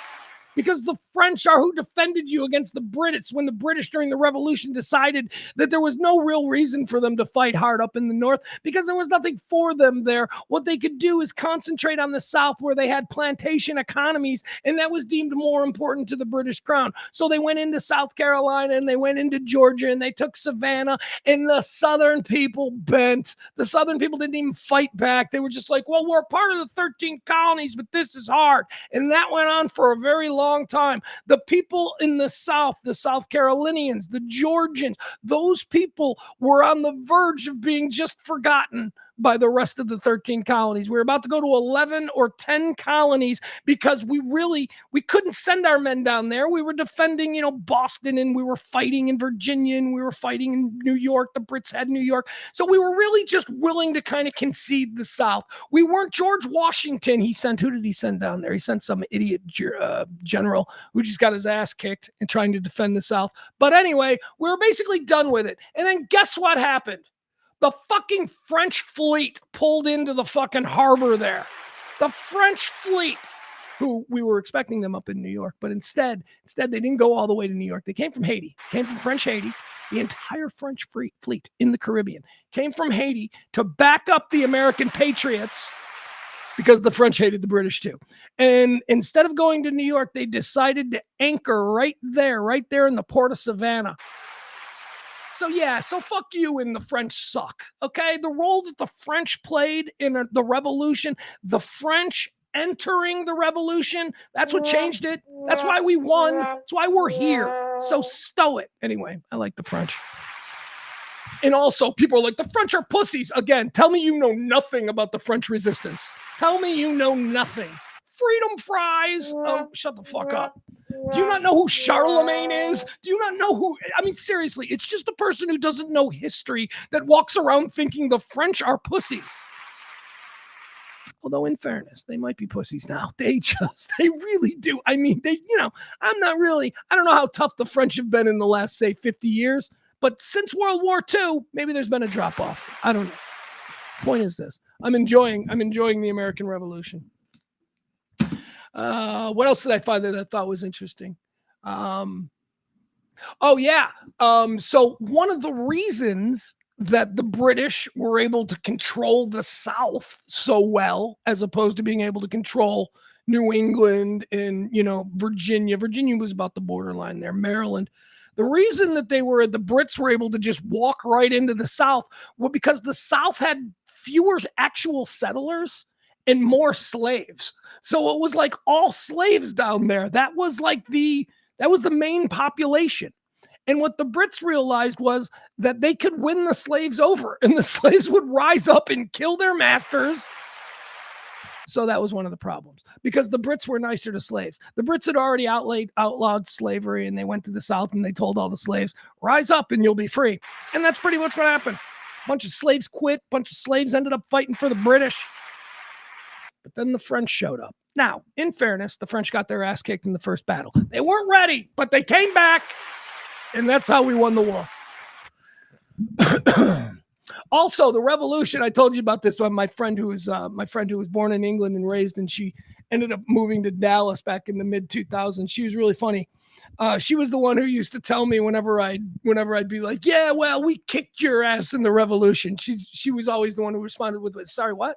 Like the revolution, July 4th, baby. She's like, yeah, which one is that? You have to understand, we've had a lot of relationships. We don't really put as much worth and merit on the American Revolution as you Americans seem to, but good for you. I always thought that was funny. I always thought that attitude was funny because it was so shocking to me. I'm like, what do you mean? I'm an American. 4th of July, George Washington. Yeah, he was a cute leader. He was. We had much more trouble with leaders. Oh, one of the other things that I learned about the revolution in watching this documentary, like the Brits. Why? So I always wondered, like, why did the Native Americans fight on the side of the Brits? The Native Americans, almost to a tribe, were like, yeah, we're fighting with the Redcoats. And I've always been like, what's that about? What was that about? Well, it's because the Brits had centuries of experience going into places, trying to colonize it and having to deal with the tribes. And what the Brits realized was it was far better to go in and befriend the tribal people instead of just having endless Zulu wars. I mean, the Brits have been dealing with this in Africa and in the Middle East, tribal wars for years. So when the Brits came to America, they tried to pacify the tribes. They promised them land. They were cool with them. And when the war broke out, all the tribes were like, yeah, these settlers are just stealing our land. And the Brits are actually giving us documentation that says the land is ours. We're going to fight with the Brits. And then the Brits just gave up. The Brits, seriously, that's why the war ended. The Brits gave up. The Brits looked at what was going on with the French now entering the war, and the Brits were like, this is just a stalemate. These guys are never going to give up, which is a testament to our spirit, testament to the American spirit. The Brits were like, they're not going to quit. They are not going to quit. And now the French are here, and we've got real problems in North Africa. We need to protect the shipping lanes of tea between India. And so they pulled out, and they decided it wasn't worth it. They're like, it's not worth it. And to us, it's like the greatest thing that ever happened. And to much of the world, it is the greatest thing that ever happened because of the onset of democracy and American style democracy and all those wonderful things. But to the British, they're just like, yeah, we dated a lot of people back then. I'm sorry, I don't remember hooking up with you. I don't remember the fight that ended our relation. How did that happen again? What do you mean, how did it happen? July 4th, we signed the Declaration. The Declaration of what? I'm sorry? That's a thing? I'm sorry. I wasn't sure. I wasn't listening. It's funny. It's all about perspective. Life is all about perspective. And my perspective is that I got to get out of here. I love you guys. Have a great weekend. We'll rally back here at noon on Monday. Bye-bye.